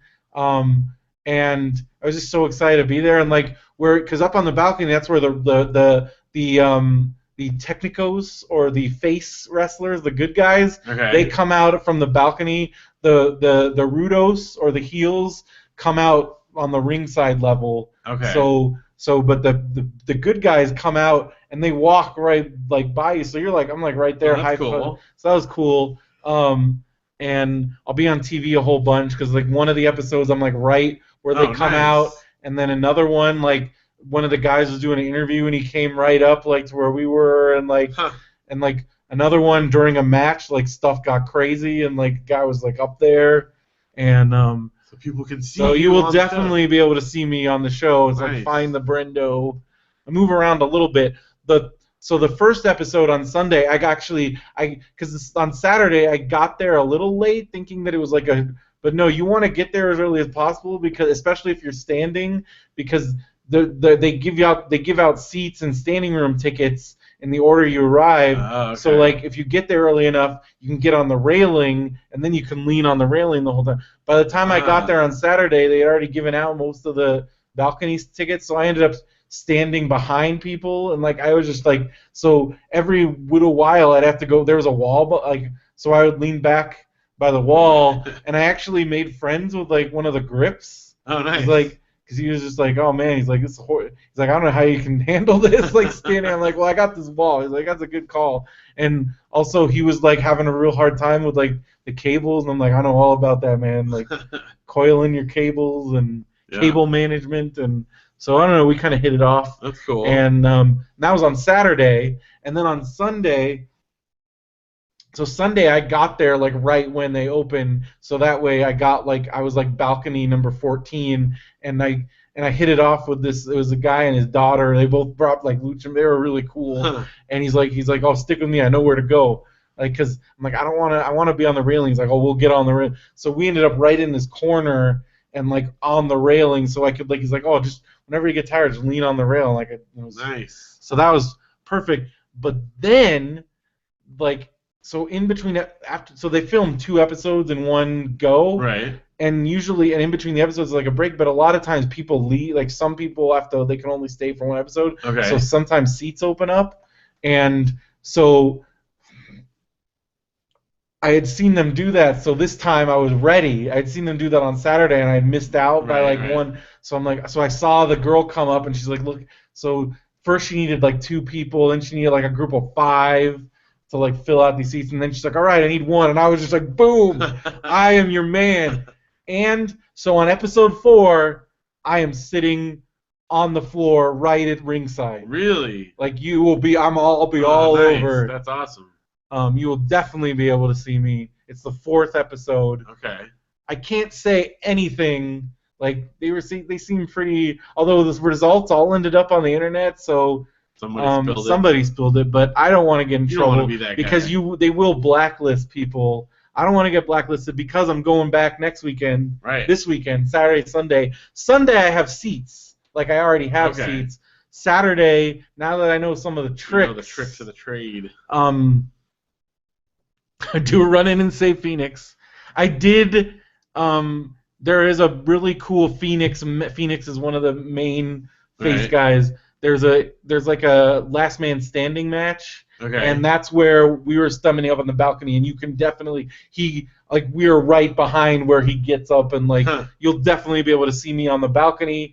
And I think that's the 3rd episode, and then the 4th episode, I'm on the floor. I'm like right there. That's so cool. And it was awesome. There was some cool things happened. Like they did because since they film all the vignettes like separately, so before the Vampiro, he's one of the announcers. Whenever he comes out, he'll get up, like he gets up from the announcing booth to come in, and like 1, he hypes up the crowd, but 2, he explains like what's going on in the story. Oh, that's like good. So he's like, here's what you guys have missed, here's what's going on. So we kind of have an idea of what's going on, so people aren't just confused. Because but it's cool. It was really fun. A lot of good wrestling. It was just such a small. It's always when I remember when going to Price is Right. It's like kind of one thing like, oh my gosh, this is like a tiny. It's a lot smaller than everything. Looks like, right? Every TV set I've ever been on, it's always like, whoa, like this is very small. Yeah. And it was like that for this. It was really cool. Tonight Show. Oh my gosh, yeah. It's tiny. Yeah. Yeah. So it's cool. Did you drive out and back each day? Yep. Okay. It's not that bad. It took like an hour. Yeah. It's not too much. But once I figured out the system and knowing, like, make friends with somebody so you can get because basically you get there, you check in, and then so you get there and check in at like 1:30. They don't load people in until like 3:30. Right. So there's a lot of downtime, but there's like a taco truck. So like you make friends so you can like hold each other's spots, and then you go. So you get your spot in line, then you go get food. Because again, like you get your position, like your seat and everything. Like it's not like you like buy your seating, like you know what area you're gonna be in, but like depending on is how early you get there. Right. So yeah, so I know all the tricks now. I'm ready. Benson's coming with me on Sunday. Okay. So I'm excited. Nice. See what happens, because now since it's the next weekend, there might be different wrestlers, because like depending on who they bring in and which days. Because some of the bigger wrestlers, I think they use them a couple days, and then they'll have them like they might be not there the next week. There might be some wrestlers that don't show up till later on in the season. So I don't know. And they don't tell you who's gonna. So it's kind of a surprise who comes out and seeing who shows up, and it was very exciting. There was a wrestler. At first, because he was it was in the parking. He was sitting around in the parking lot. I could say it was this wrestler, Rocky Romero. He's in New Japan Wrestling right now. He's one of my favorite wrestlers. I was like, holy crap, Rocky Romero's in New Japan Underground. He's like, no, I'm just here hanging out. Oh, really? Funny. But it was cool seeing him because like it's cool when you like I even told him like I was literally before I left watching your New Japan show, and he's like, "Oh, you got New Japan World?" I'm like, "Yes." He's like, "Oh, so you're like a diehard." I'm like, "Yes, I'm one of those guys." But it was cool. Sounds like he is too. If he's going to other shows too. Well, it's these friends, people's friends, Yeah. people, and I don't know if I should be talking about this, but it's kind of a mystery. Okay. So there's a wrestler in Pro Wrestling Guerrilla. He's one of the founders of Pro Wrestling Guerrilla, named Super Dragon. Okay. Nobody knows his true identity. He never takes his mask off. Somebody pointed out to me last time we were at Pro Wrestling Guerrilla, I don't know if they were messing with me, but like pointed out to me a dude, and they're like, "That's Super Dragon." And then he was at Lucha Underground, like just there in line, and I talked to him, and I was like, am I talking to Super Dragon right now? Because he doesn't, because there's a lot of different rumors, and he doesn't look like a wrestler. But if you look at then I'm like thinking about, because I've seen him wrestle, and I'm like thinking about the way he's built, right. And I'm like, no, this could be him, and I'm like, I don't know. Maybe. I think I talked to Super Dragon, and I think I know who Super Dragon is. But what if he's listening? After the thing? I don't know. I don't know if he's ever gonna reveal who he is. Oh, so you don't want to be the guy that. But also, I don't know for sure. The person that told me who it was could have been messing with me. But do you want to be the person that unmasked Bruce I don't Wayne? want to be that guy. I want to keep it alive. Yeah. And he was really nice when I talked to him. Because I was like, here's what. So I see him, because he was with a bunch of other dudes that I always see at PWG shows, or at the PWG, and the other indie shows. Right. But I know he works at PWG, and it's like, because there's a dude, he works there, but it's not clear what he does, and that's why I think he is Super Dragon. Huh. And I think that's why the person that I was with said he was like that. It makes sense because he's out there, but he's not. It's very mysterious, and I don't want to get blacklisted from anything for even talking about it. But it's just, I think it's him, and I think I talked to him, and I did talk to this guy, but I could have just been talking to a guy who happens to be a very big PWG fan and is always around, but he's not around during the matches. Interesting. So it is. It's like the Clark Kent thing. So I think he is Super Dragon, but he's a really normal-looking dude. Maybe Steve said he sweeps up after the show. Maybe he cleans the locker rooms, and he can't be there while they're wrestling. At one of the tapings, he is sitting in a very prominent place, and that's also what makes me allude to the fact that he's got to be. And also, Rocky Romero immediately came over to him and started talking to him, and I'm like, I think he is Super Dragon. I think he is. Some bunch of the other Lucha Underground guys were talking, and it makes sense at the specific taping that he was at.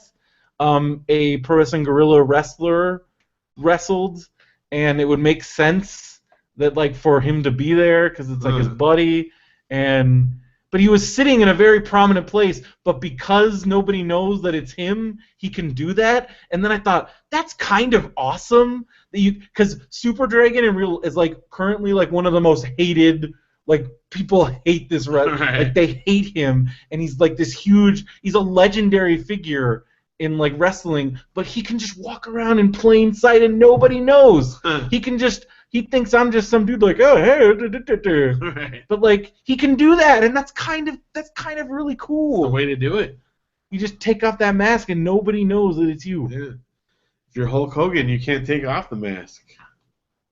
You're always Hulk Hogan. He whispered. I don't think he knew that I was on to.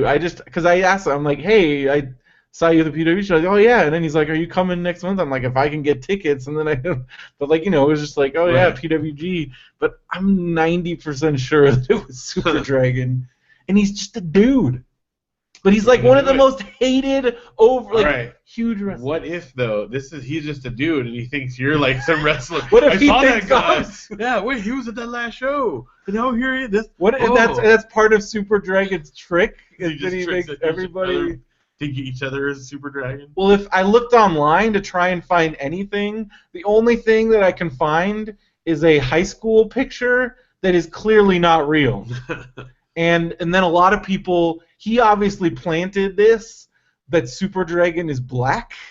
Okay. Even though you clearly can tell that he's not black, but I think just to spread disinformation. Right. I think you are Super Dragon. BrendoMan is Super Dragon. What if I was Super Dragon? All this time.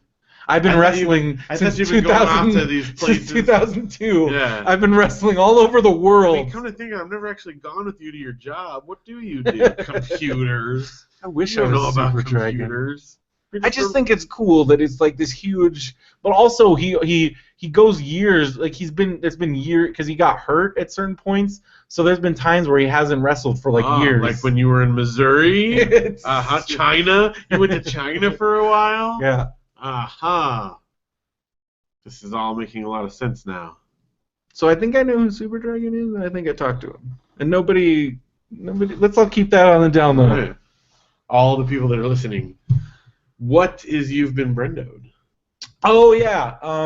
So last week we were talking about some of the frustrations I was having with the fellow Benview Network, the Star Wars Nerd Unite podcast. You stirred poked the hornet's nest. Poked some things. So Tim Van Autreve tweeted me to kind of defend himself, and I was like, okay, all right, that's cool. We're cool. I'm more upset now at your co-host who thinks the word muster out is not correct, except that is a term that is used when you are like discharged from the military. That is the correct term. So when you're on a cruise, you go to your muster stations. Boom. So Tim and then Derek, of course, always causing poking trouble. The bear. He's like, oh, did Brendo freak out on you? Oh no, look what happened. I haven't listened to the episode yet. And Timothy's like, no, but here's when it happened. So Derek listened. He's like, all right, official Derek ruling. This is not a Brendo freak out, but you have definitely been Brendoed. And I'm like, I guess that's a term. That's a fair. You've been Brendoed. Yeah. But that's a sign of affection. It is. But Derek also brought that up. Like you cared enough to Brendo him in the first place. Yeah. So that's good. So all is well. You don't have a rivalry. No. We're all good. It's good. But you got Brendoed. No, I think that's a fun. I think that's a term. You've been Brendoed. You got mail. You got Brendoed. And I already talked about this, but I got fired. Yeah. We'll need it. I mean, you got it. Do I? I think so. You've come back from worse. Have I? Missouri. Yeah, but that wasn't this. That wasn't just instantly losing your source of income. No. China. That was rough. But that was a good thing also. Yeah. I'm just saying, this could be good too. Not being able to pay my rent is a good thing? I don't know. I'm just an optimist. I'm trying to be optimistic. This is where I could really use like a rich parent or a long-lost uncle or lottery or something. One of those things. I got nothing. That's what people don't understand is like I've been operating without a safety net since I've been like on my own. Freestyling it. And it's sometimes very scary. Yeah, well. Because now my mom doesn't even have a basement for me to live in if something goes bad. We always have the orchard. Not living in the orchard. I still think that would be pretty great. We could do a reality show. I don't want to get evicted. I've never been evicted. I don't think so. I don't think you should. Well, I don't think I should either, but if I don't pay my rent, I'm going to. When is your lease up? I think the end of December. But then I can't move.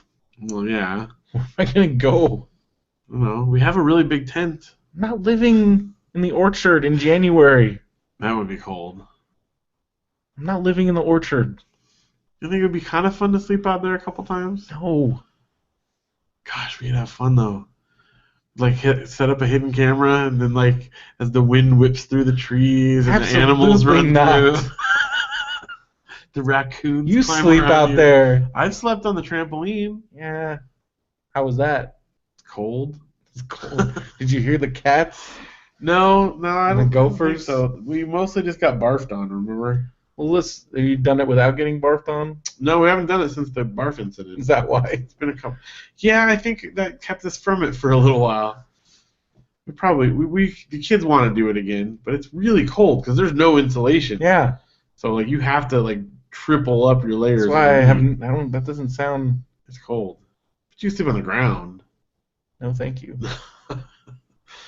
Because there's a lot of good options. All right. Well, I read some books. What'd you read? I read this book called Trisman. It was like the cannibal one that I like the Amazon yeah. kept suggesting. It was $2. Okay. And so it's basically like this group, this movie crew. They go to like this remote island to film a cannibal movie, but the island is cursed. Okay. And then bad things happen. And it was pretty good. It was a quick read. Okay. It was good. It wasn't like horrific. It wasn't too horrific. It was entertaining. And this author's written a bunch of cool-looking horror books, so I might check some of his other stuff out. And it was $2. $2. $2, good deal. I checked out from the library and finished Henry and Ribsy. What number is that? That is number 3. Okay. It's actually the most linear of the stories. Like it has like the stories are interconnecting. Yeah. And it's an overarching tale of first his dad says you have to keep Ribsy in line in order to go on a fishing trip. So the first few stories are him trying to keep Ribsy in line and failing miserably. Of course. There's a really funny story involving Ramona. That's like one of my favorite because this is the one that I have read before. Okay. And there's a great Ramona story. And then he does get to go fishing, and then the rest of the book is the fishing trip. Okay. But it's told in individual little chunks, but it's all one big story. And then the rest are on. I already got the next one on Overdrive. I just haven't read it yet. That is Henry and the Clubhouse. Is the next one? No, then there's Henry and the Clubhouse. Paper Route. Then Paper Route. Then just Ribsy. Yeah. And then done. It's pretty good so far, though, right? I'm worried about. I don't want to read Ribsy. I'm scared. Yeah. Does Ribsy die? I don't know. I don't think I've ever read Ribsy. If Ribsy freaking dies, I'm gonna call Beverly Cleary. What did you do? It is the last one of the series about him, and it's just called Ribsy. The death of Ribsy. If Ribsy dies, there's no way. No way. I don't know. But it is a dog story, and we all know how every dog story don't last ends. forever. This is why I just can't. I normally don't read dog stuff, but I don't think he dies. But we're gonna find out. We're gonna find out. It's been really good though so far. Yeah. Currently reading Vampires Are Recent and Dead. I'm almost done. Okay. There's been some really good stories. That's the short story collection. Short stories surrounding all kinds of them. Some really funny ones, some really downright creepy stuff, some other just in between. And I think I'm about to throw in the towel on the rest. Still on the rest of the. I have not touched it. You're not going to read the rest of the noise. I really want to, but I can't get into it. Yeah. You don't have to finish everything. I do. You don't have to. Let it go. Let it go. But that's okay. You can keep doing it and renewing it. How many more renewals do you have? I only have 2 more now. I could return it and then check it out again and then renew it another 10 times. How much more do you have? How many pages do you think? 200. How long is it? It's like a 500-page book. Oh, jeez. That's a lot of pages to read of something you don't care about. But I kind of care. But it's something you kind of care about. That's a big commitment. I don't know. I'm just saying. You could let it go. I might. But it is kind of entertaining to hear a lot of things go. Each time you read a little chunk and so it's up to you. I don't know. Don't get any more fees on it. I don't know. Maybe I'll read it now that I have all this newfound free time. Perhaps. Mostly I've just been sleeping because I don't know. Catching up. Getting ready for the next step. I'm just trying to fight off the depression is what I'm doing. Well, keep busy. Got some time to do some writing. That's good. I don't want to write anything. Writing is fantastic. That keeps you happy. The last thing that I wrote was really depressing. That gets it out of you, though. I've written some depressing things, as you have seen. Sometimes that helps. So what about you? I didn't finish anything this week. I did start the second book, Henry and Beezus, which is really good. Yeah. I've been reading The Borrowers with the kids. How's that going? That's fun. It's definitely the most like it was written quite a while ago, and it's set in like the 1800s, so it's got quite a bit of archaic language.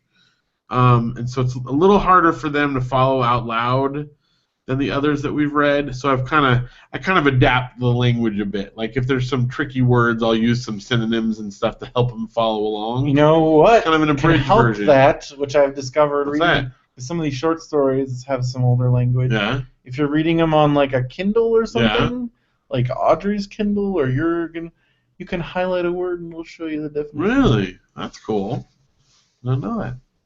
Well, they're words that I know, but it's just more like. But you can teach that trick to Audrey. That's good. That's good to know. But so it's been fun though. They've enjoyed it, and then I actually really didn't read much of it. Almost. I didn't bring any books down with me on the trip, so I didn't get a lot of reading done this week. I always have books. You know, I you need to get the Kindle app on your phone, and then you will never not have books. You want to know how I read 75 books a year? Kindle app. Boom. Thing is, I'm almost at 75. I'm almost hit it. It was such a busy weekend. I wouldn't have read anything anyway, though. Read stuff when you're standing in line. Read stuff. Yeah, but I was with people. Whatever. Everybody else is on their phones all the time. I know, but I'm not like that. Be on my phone all the time, but I'm going to be reading books. Well, at least you're doing something productive. I am definitely. Yeah. Yeah, but still. Yeah, but still. That's what Mario said when I said he died in 2014. Oh. Yeah, but still he's dead. Yeah, Everybody he's should be dead. sad, I guess. Hey, David joined the chat. What's up? What's David doing at 12:39 on a... Chatting with us. Is it Tuesday? It's a Tuesday. Already forgotten the day. You're I'm already there. unemployed. Music talk. I guess, well, It's brief old. update. I did record the Audrey vocals. We already talked about that. I said I was going to, but I hadn't done it yet. Oh, yeah. As of last week. I heard her the background rough track. vocals. You heard the rough track. It was good. Now it's like Janelle singing, Did you get Audrey in the background vocals, and get the Luke plays mixing keyboards. finished yet? Almost done. It's so close. I recorded, like I burned a CD and we listened to it on the way down over and over again to like kind of hear what needs to be done. You know how I get with this stuff. I've already got like 40 channels on this one song alone. Dude. And I'm not even exaggerating You're gonna like right now. make your computer explode. But it's coming along good though. It sounds good. Did I tell you about like how Matthew helped me fix it? Yeah.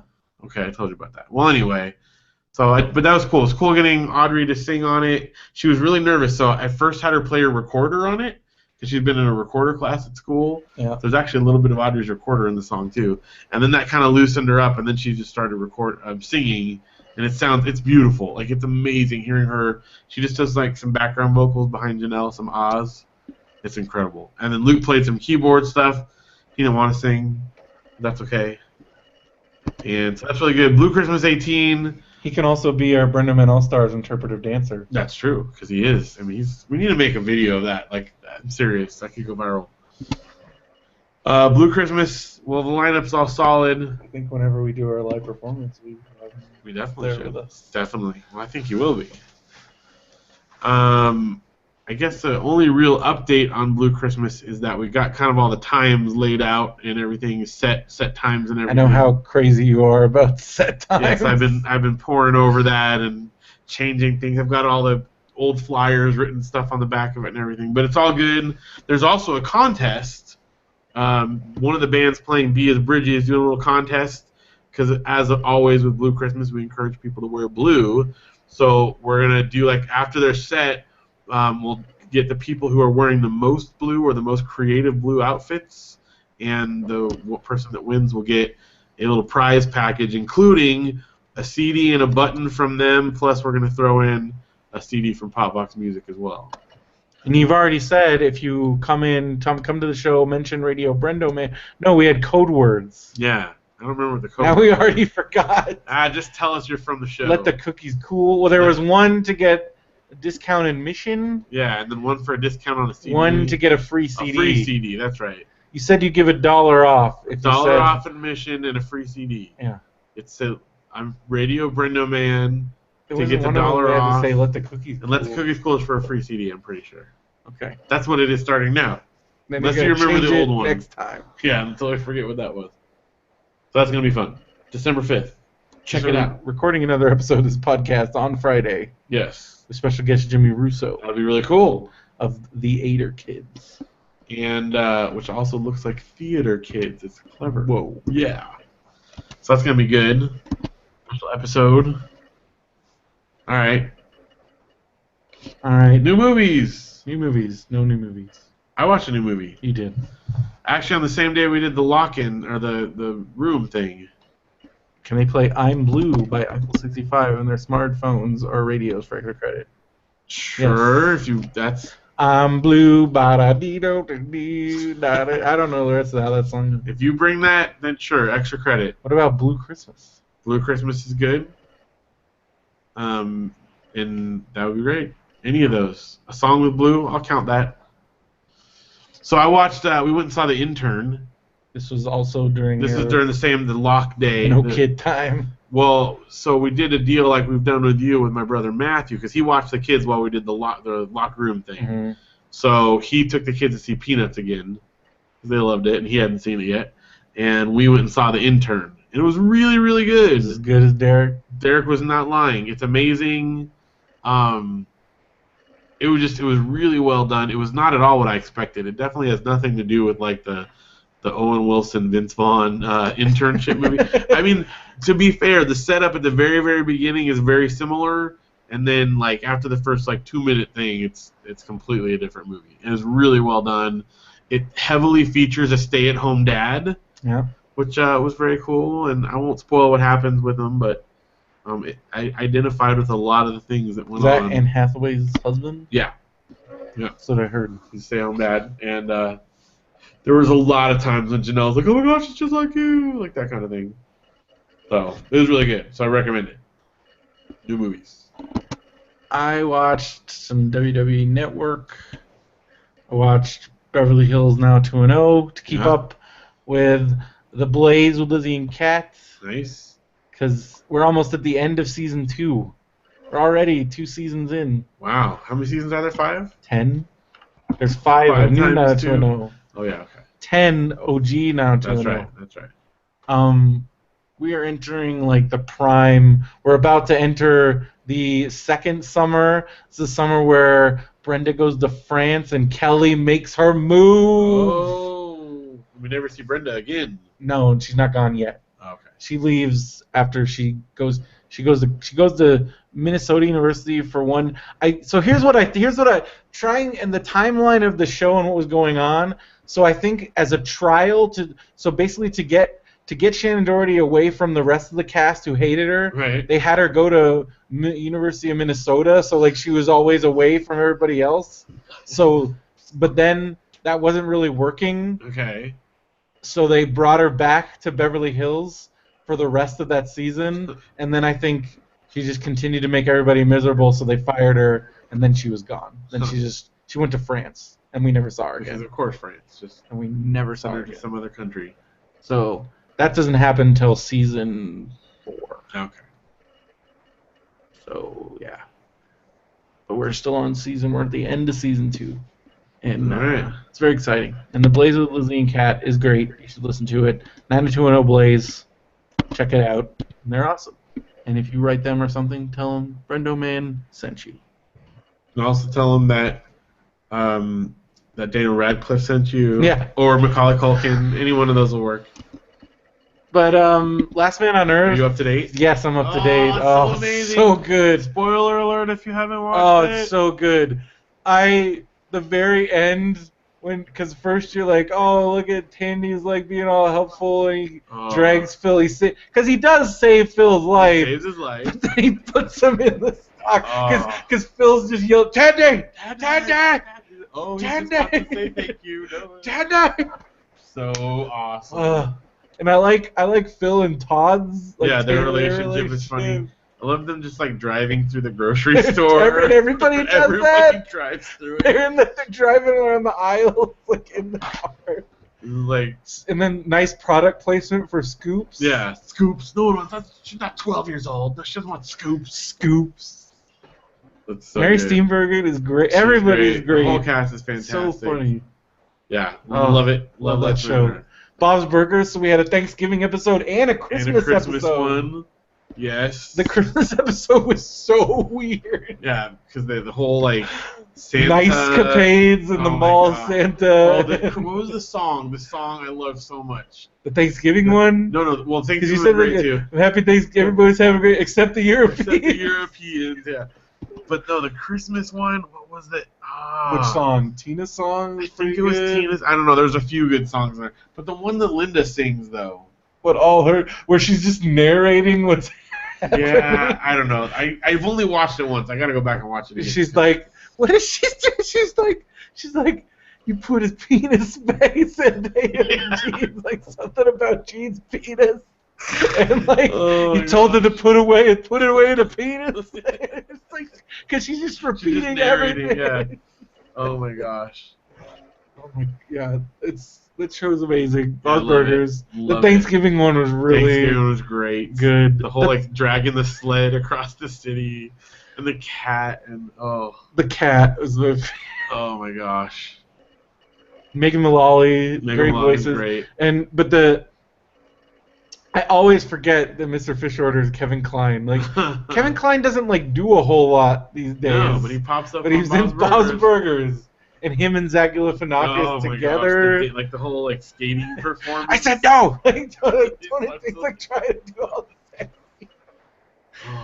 and Fish Odor's song, like the like alcohol song. Whiskey vodka. And vodka. And if any of our listeners haven't watched a Bob's Burgers yet, they've got to, right? It's so good. Just try it once. You won't regret it. Just because it's animated. Some people freak out about that. Teddy with his Jewish hockey team. What was it? The Mighty Schmucks. Yeah, the Mighty Schmucks. Yeah. Oh my gosh. And then they're all doing like they're all dressed as chicken nugget. The chicken nugget song. Oh my gosh. So great. Fantastic. All right. Scream Queens. This last episode, I love this show. Yeah. And they did a play on the shower scene with Jamie Lee Curtis, and as it's happening, you realize what's happening because you're like, it's Jamie Lee, because they did it with Jamie Lee Curtis doing the shower scene. Right. And you're like, that's Janet Leigh's daughter. They're doing, right. But then they throw a twist on it. I don't want to spoil it because it's so good. It was so good. Their twist on the shower scene was amazing because at first you think, okay, I'm gonna say it. I don't care. All right, spoiler alert. So first it's shot by shot the shower scene, but with Jamie Lee Curtis instead. And it's like exact shots. Like I actually went back and I compared, and they did it like shot for shot. Okay. And then at a certain point because instead of Norman Bates, it's the Red Devil killer. When he pulls the curtain, she's not there. And then she comes up behind, she's like, I've seen that 1,000 times, and then she beats the crap out of him. It's just so awesome. He's just going into the shower curtain. Yeah. Well, yeah. So because it starts off where it shows her in the shower, right. And then it goes, but then when he starts stabbing, then he opens it and there's nothing there, and then she attacks him behind. But I love that she's just like, I've seen that 1,000 times, and it's just because it's her mom, and like it's cool, right. It's awesome, and like I don't know, it's just really clever. That is clever. Because that's kind of the whole thing is they do play on a lot of the tropes and like a lot of references, and this to me was like the ultimate thing because it's like you have Jamie Lee Curtis on a horror show, and the fact that they got her, that she agreed to do that, and like I don't know, it was really great. It's pretty cool. Ooh. And Agents of S.H.I.E.L.D. I'm up to date. I'm up to date on that too. Awesome. Yes. Just a lot of intense. May's husband. I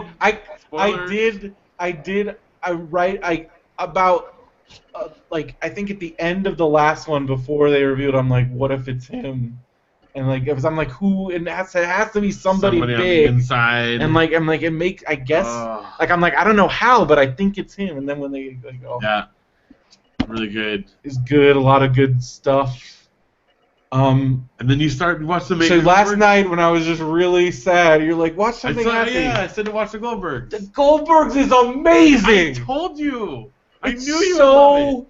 good. It's so funny. Like, I don't know. I think just the vibe of that first episode where I'm like, what is it? Him and the grandpa just perving on girls? Like, that's kind of weird. But, like, once, like, it kind of gets, like, just the family dynamic. And the mom, that mom is, like... She's incredible. That mom's, like 85% Gail. Like, very my mom. Especially just, like... the 80s-ness of it. I think it's her hair. Because my mom, I think everybody's mom had that hairdo at some point, but my mom definitely had that hairdo. And then that house, I don't know how, because it's not like 80s and like a very obvious 80s way, right. But it's the most genuine thing. Like that, just looking at that, just the shots. I think Adam Goldberg is like insane about those kind of details. And like, it is like the furniture. Like I had those chairs. Right. Everything about it spells like 80s suburban house. Yeah. And like that. So it's like just seeing the house. It like makes me like tear up sometimes. Yeah. Like and just memories just come flooding. Like the VCR, like the videotapes. Just like every like all the like tiny details. Like. Are just so overwhelming sometimes. It is. This is our wonder. Must be how my parents felt watching the Wonder Years. Like this is our Wonder Years. And then the relationship between the siblings and the family and the dad and the Jeff Garland's awesome. Jeff Garland is so everybody's amazing. His underwear. How far are you? I think I'm something like 18 episodes. Okay, so you're probably past because I just watched the one where they do the talent show. Oh my god! And then it turns out that the sister's like a really good musician, but they're doing the karate in the background. And he switches the balsa wood so he actually breaks the board. But I remember being that age and being obsessed with karate. Yeah. Every kid was like obsessed. Well, it's a perfect blend. And then like when he gives him Zelda 2, like oh dude, when he comes to the luck one, and then he comes in and he pauses after he beat Ganon, and then it said to continue press A, so he pauses it to get his video camera, and Barry just comes in and he's like I beat the game in 6 seconds. He's like, I've been playing it for months. He's like, so that he tells him like you're not lucky.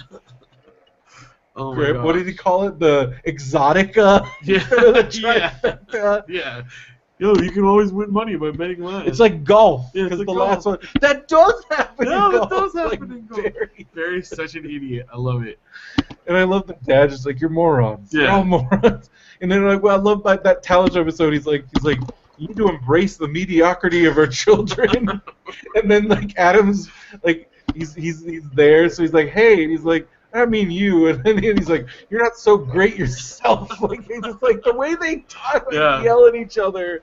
They're just the neighbor family that's like afraid of them. Oh my gosh! Like it's and I love. I mean, again, we talked about it, but like seeing the clips of it, like his real family and like and it's all like so much fun. And I love how each episode like it's like the one it's like about his best friend, and it really ended up being like here's sort of best friend, like the real Murray and like the real these guys, like the grandpa. Awesome. Like his little movies he's always making. Wait, did you see the Tron one? Yeah, where he's making the Tron. Yeah. But yeah, it's so like I just watched a talent show episode, and the one before that where he showed the girl his room. Yeah. And like she totally freaked out because it's all the toys. And oh wait, no, that's the one I'm watching right now. That's after the. But okay, here's the thing though, like, oh, I know what you're gonna say right now. He has every toy. He has the general flag. Yeah. He's a spoiled child. Yeah. Well, but it makes sense because his mom like, is a total spoiler. But my mom was like just so much like I don't know like the mom, the obsessive. When the mom goes to the Halloween party. Yeah. Oh. But yeah, he has, and as I've always said, like I mean, I think he might be an exception to the rule, but the general rule of thumb for the general flag is you're either a spoiled rich kid or it was a divorced parent or it was a divorced kid because it was kind of because the only 2 kids I knew that had it were spoiled rich kid and then a divorce situation where it was like a consolation prize. Yeah. Well, I mean, I think they were well-to-do. Yeah. I think his because his business dad owned owns his a own furniture business, store. yeah. Because the General Flag, if I'm not mistaken, was like $285. Yeah. It was more than a Nintendo, Yeah. and it was like 7 feet. It was like 6 feet huge, long. yeah. Because like it wasn't just something you just casually like had. Well, it took up like his whole room. Yeah. You only see it in that one episode. Well, it was also in the it's shown up in the basement. Oh, okay. But then at that one point, he had it set up in his room. Because then the Thanksgiving episode with that Jared whatever that guy, the brother. Yeah, the brother from like Take Me Home Tonight. Yeah. And he has the DeLorean. Fogel? And Fogelnest. Isn't it Fogelnest or? Anyway, that guy. I can't think of his name. He's really funny. Yeah. And okay. But so it's in the basement in that episode. Okay. And then he has it up in his room. So I just watched one just to because the mom just gets insane with her overprotectiveness. There's one that like features the presidential fitness award, and Adam like can't do it. He's like freaking out about doing it. So his mom writes him a note to get out of it, and then the guy's like, "No, this doesn't count." And they go in to meet with him, and he's like, "It's from the president. Only a note from the president would like get you out of this." And so the dad's like, she storms like, "Fine, I'll go talk to the president." And the dad is left behind. She storms out, and the coach is like, "What is she gonna do?" And he's like, "She's gonna get a note from the president, man. You better look out." And sure enough, like she goes and talks to like the governor and blah blah blah, and she winds up getting something from like the secretary of the president, and like on presidential paper to get him out of the presidential fitness test. Like she is insane. It's awesome. It's so good. I'm so glad you watched the talent show episode with Tim Meadows as a prince when he's like, "Look, he's like, I live in a studio apartment. I have 20 years worth of student loans. I have another job where I'm a pizza guy, where I sometimes have to deliver pizza to my students. Do whatever you want. I do not care." And they're like, that was really sad. And the girl was like, "I feel like getting some pizza." And then at the very end of the episode, they order pizza, and he's there, and he's like, "Oh crap." Oh my gosh. It's really good. Yeah, good. And it's so, like, I've cried, like, at certain points in that. And the music is, like, some of the music cues. Like, and it's a perfect blend of, like, funny but touching. Yeah. It feels a lot like the Wonder Years. Like, but really it's like our... But our... It is our... Time, yeah. And I also like that they make it kind of ambiguous. Like, he always says 1980 something. Because it's always mashed together, like... This is out, but they're going to see Stripes in a movie theater, so it's kind of a, but that's kind of creative license. But I think it works. Yeah. Because when you're trying to remember things, it is kind of a right. You wouldn't know exactly, and in order to fit into a narrative structure, you might need something that doesn't exactly fit. Yeah. So it's all just 1980 something. Yeah. And it is all very much again down to like the kitchen table and chairs. But it's very authentic 80s, not like fakey 80s. No, not like when they time travel in a movie and it's silly, like, oh, and everyone's got a flock of seagulls. Everyone looks new wave, and where I'm like most 80s. people didn't look new wave, and most of the clothes were still very 70s-ish, and right. And the furniture is left over from the 70s. The decor is they nail it. Also, there's certain things that it's like the closest I've seen a show come to like the Freaks and Geeks feel. Yeah. Without being a ripoff. Some of his nerd stuff is really It's authentic. like hitting that same. So I think that's also why I love it so much, because it's like the closest. Like the Halloween episode almost seemed like a Freaks and Geeks Halloween episode part 2. Yeah. Like the second. Yeah. Like because he wants to go hang out with the older kids. And they like want to egg, and then like when he eggs his house, you missed the spot. Well, and then he's wearing the Rubik's Cube outfit, and the kid they got to play him is really good. Like he's a great unique actor, but really really funny. The whole cast is so good. Yeah, it's really good. I really like it. I've been watching it nonstop since last night. That's what I need is another show to catch up on. But it is really good. It is really good. I'm trying to remember. One of our listeners turned us on. Denver has been pushing it. Okay. Well, thank you, because it's really good. It is. Let's see. Well, some of the things I watched, Bob's Burgers we talked about. Casual, we've been watching that. Yeah. That's been fun. That's the Jason Reitman one. Goldberg's. Gordon McGivens is back. I gotta give this. Oh my gosh! See, that's another one you got to give a try. You gotta watch Erie, Indiana. So got to watch that. We've been watching the new Gordon McGibbon. You gotta watch Rick and Morty. Also got to watch that. That's really good. The most recent episode that we watched, they get they're working on the yearbook team, like the yearbook committee, and they get this new beta test of this Photoshop program kind of thing, and they go in there and try to fix everyone's blemishes, and they realize that what they're fixing in there changes them in real life. So if they fix someone's smile, they have to smile with the smile they fix in the program. Oh, it's really good. It's really weird. Definitely sounds very Erie, Indiana. Yeah. That's from what I've heard. So, and then Agents of S.H.I.E.L.D. Last Man are the same things. What was the Amazon thing you watched? Oh, yeah. It's called Heiston, Highston. What is this? It's one of their pilots for the pilot season, so it's just the one episode. But the premise is he has these imaginary friends, but they're all celebrities that he sees, and so the setup is that each episode you'd have different special guest celebrities who are his special friends. So the pilot, it's Flea, Red Hot Chili Peppers Flea, and Shaq. And so the whole time they're talking, so it's people talking to him, but then he's kind of paying attention to his invisible friends over here, and it's Flea and Shaq giving him advice and giving him dance lessons and stuff, and the uncle is Booger, and dad is Chris Parnell, and it's just super funny and weird, and just really goofy. The best line, Booger, what's his actual name? Curtis Armstrong. Curtis Armstrong, thank you. He's this creepy old uncle guy that just hangs around, and he's always talking about the good old days, whatever. And he says, I always wanted to write a novel, but I never had enough paper. And then the kid's like, I can get you some paper, and he's like, no good, it's too late. So it's clever, and it's definitely worth. I hope they make more, because it's got a lot of potential. No. And you watched, Netflix. I haven't talked about this with my brother on the pre-show. If you want to listen to the pre-show, it's actually a separate YouTube. Pre-show. It's called Radio BrendoMan number 195, which is next episode. But Carson makes a guest appearance. It's an hour and 40-minute bonus episode. Called in. Yeah, we got special guests. And we also go over Phil's Netflix queue, and we talk with Derek. Phil does a Q&A while I was in the bathroom. Yep. Riveting. It's a lot of amazing stuff. Yeah, you don't want to miss it. Bonus episode. I watched on Netflix because it came out with Bob and David. Yes. Where they even joked. They were like, "This isn't a show, mister." Is he really good? It's got to be. It's amazing.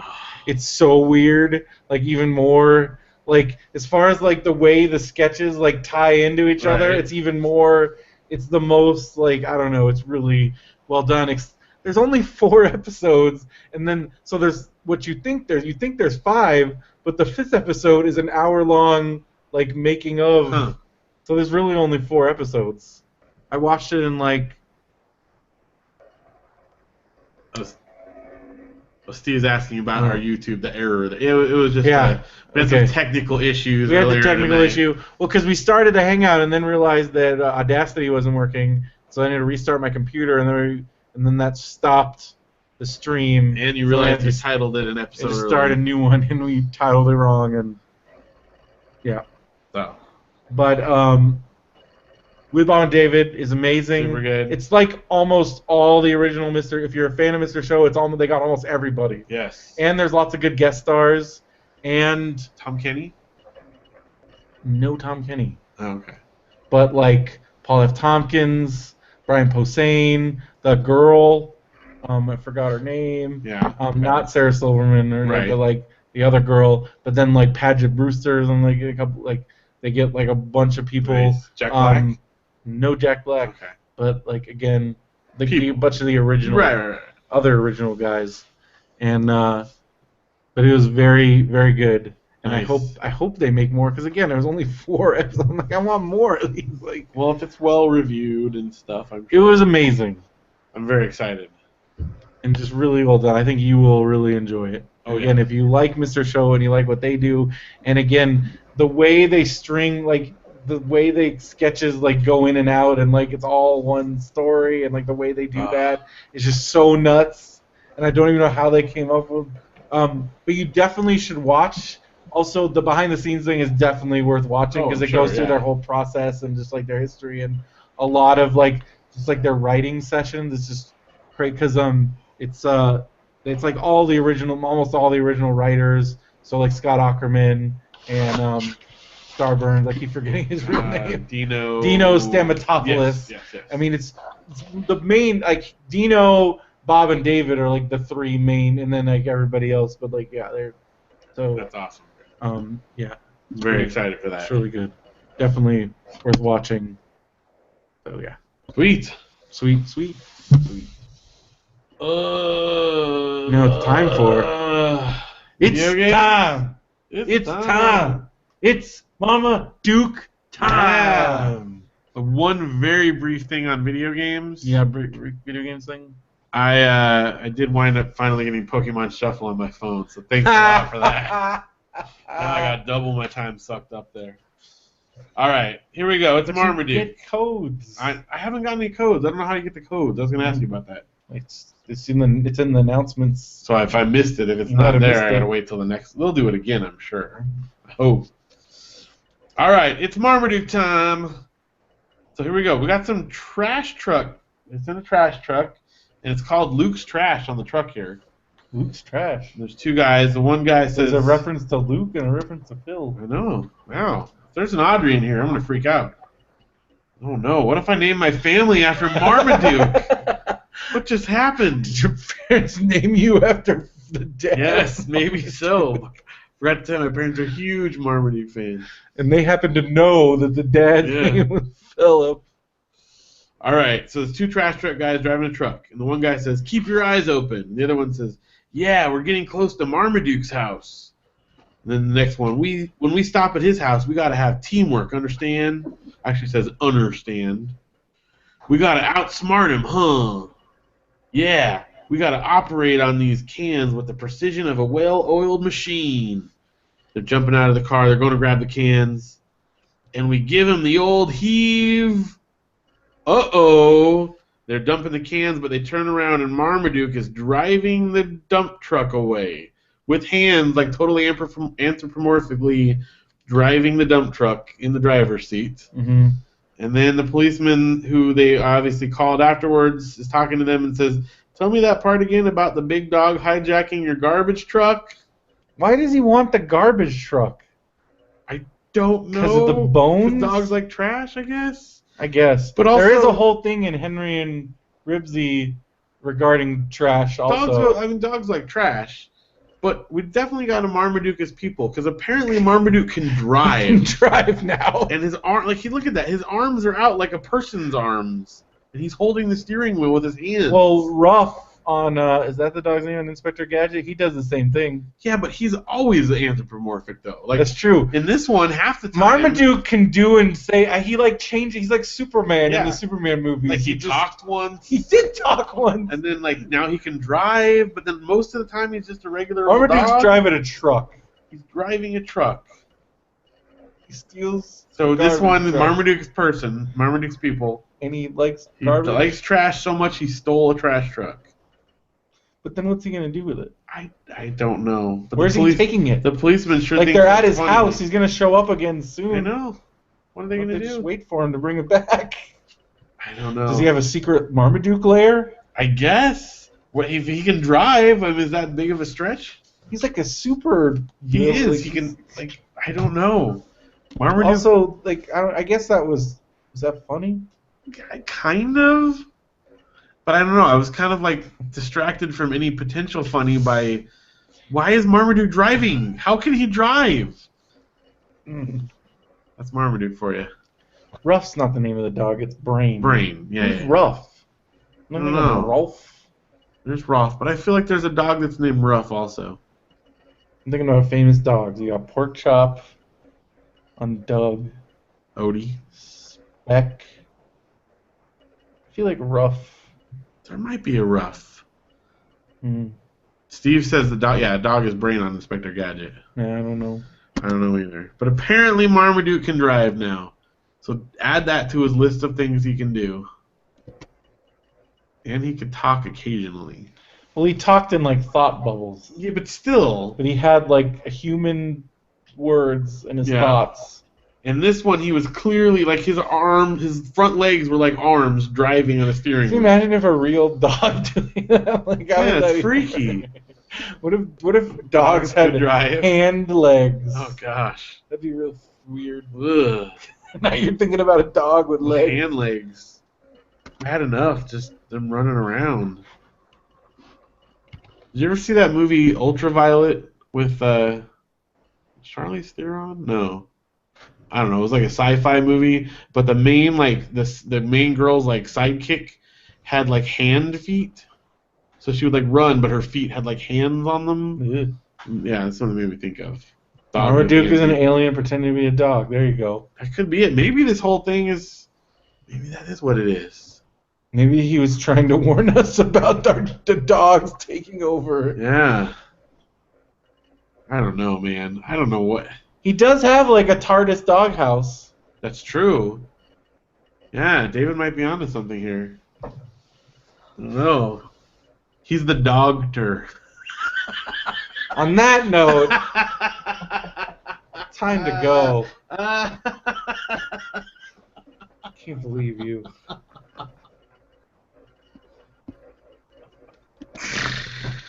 Thank you very much.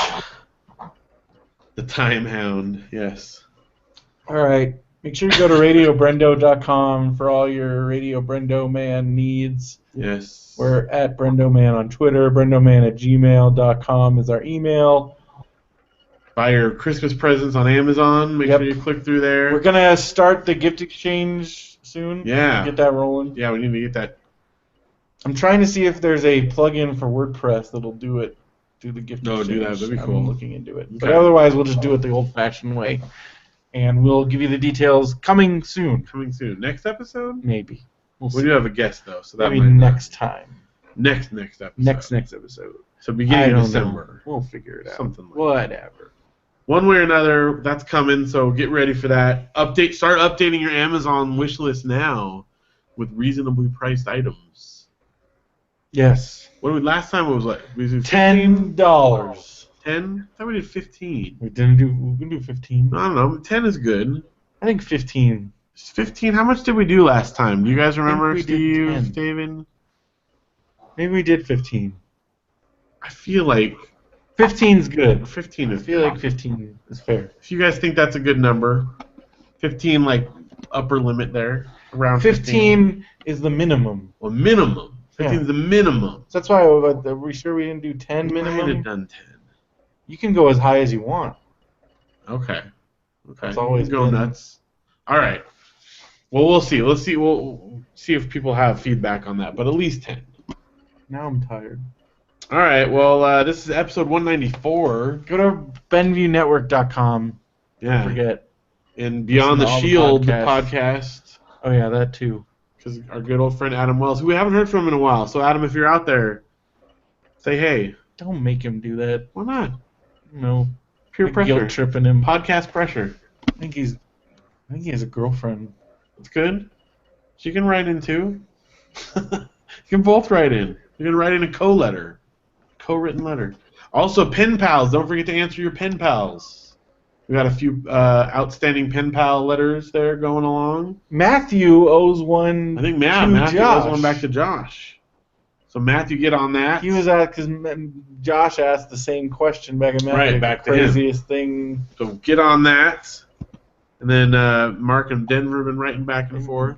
So that's been going good. I think Craig from the Res, because Mark had a question from Craig from the Res. I think there's an outstanding question. There might be one there. We'll see if that comes back. You might need to listen back.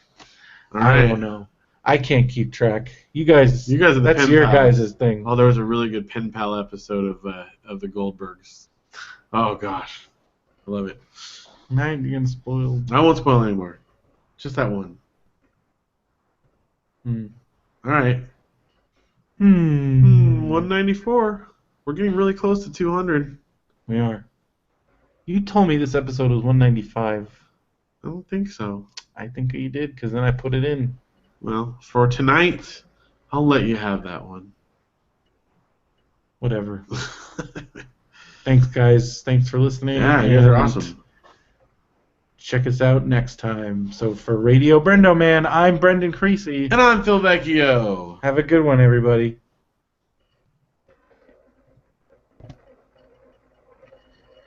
There we go. It's a relatively short one, but we have a bonus hour and 40 pre-episode, so that's pretty good. So if you combine the two of them, we're over 4 hours, so that's not too bad. Should be enough entertainment for people for 1 week, I hope. How much are PWG tickets? I don't know yet. I think it's 40 for general admission and 60 for front row. I'm gonna try for front row. Sure. We'll see what happens. I might not. Now that I don't have money, I might not be doing that, but I kind of want to.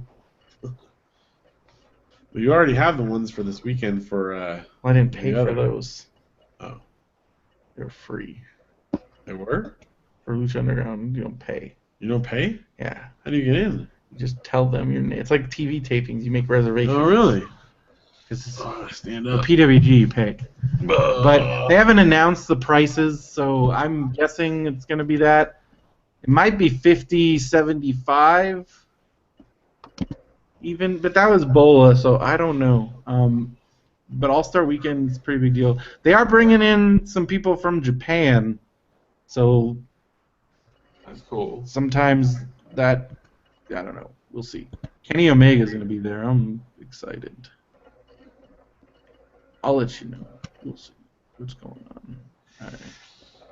I got to get my hair cut. Shave it. No. Do you have to, like, saying something? I don't know. I guess he's not muted. Just making noise. Well. All right. Good night, everybody. Night. Thanks for hanging.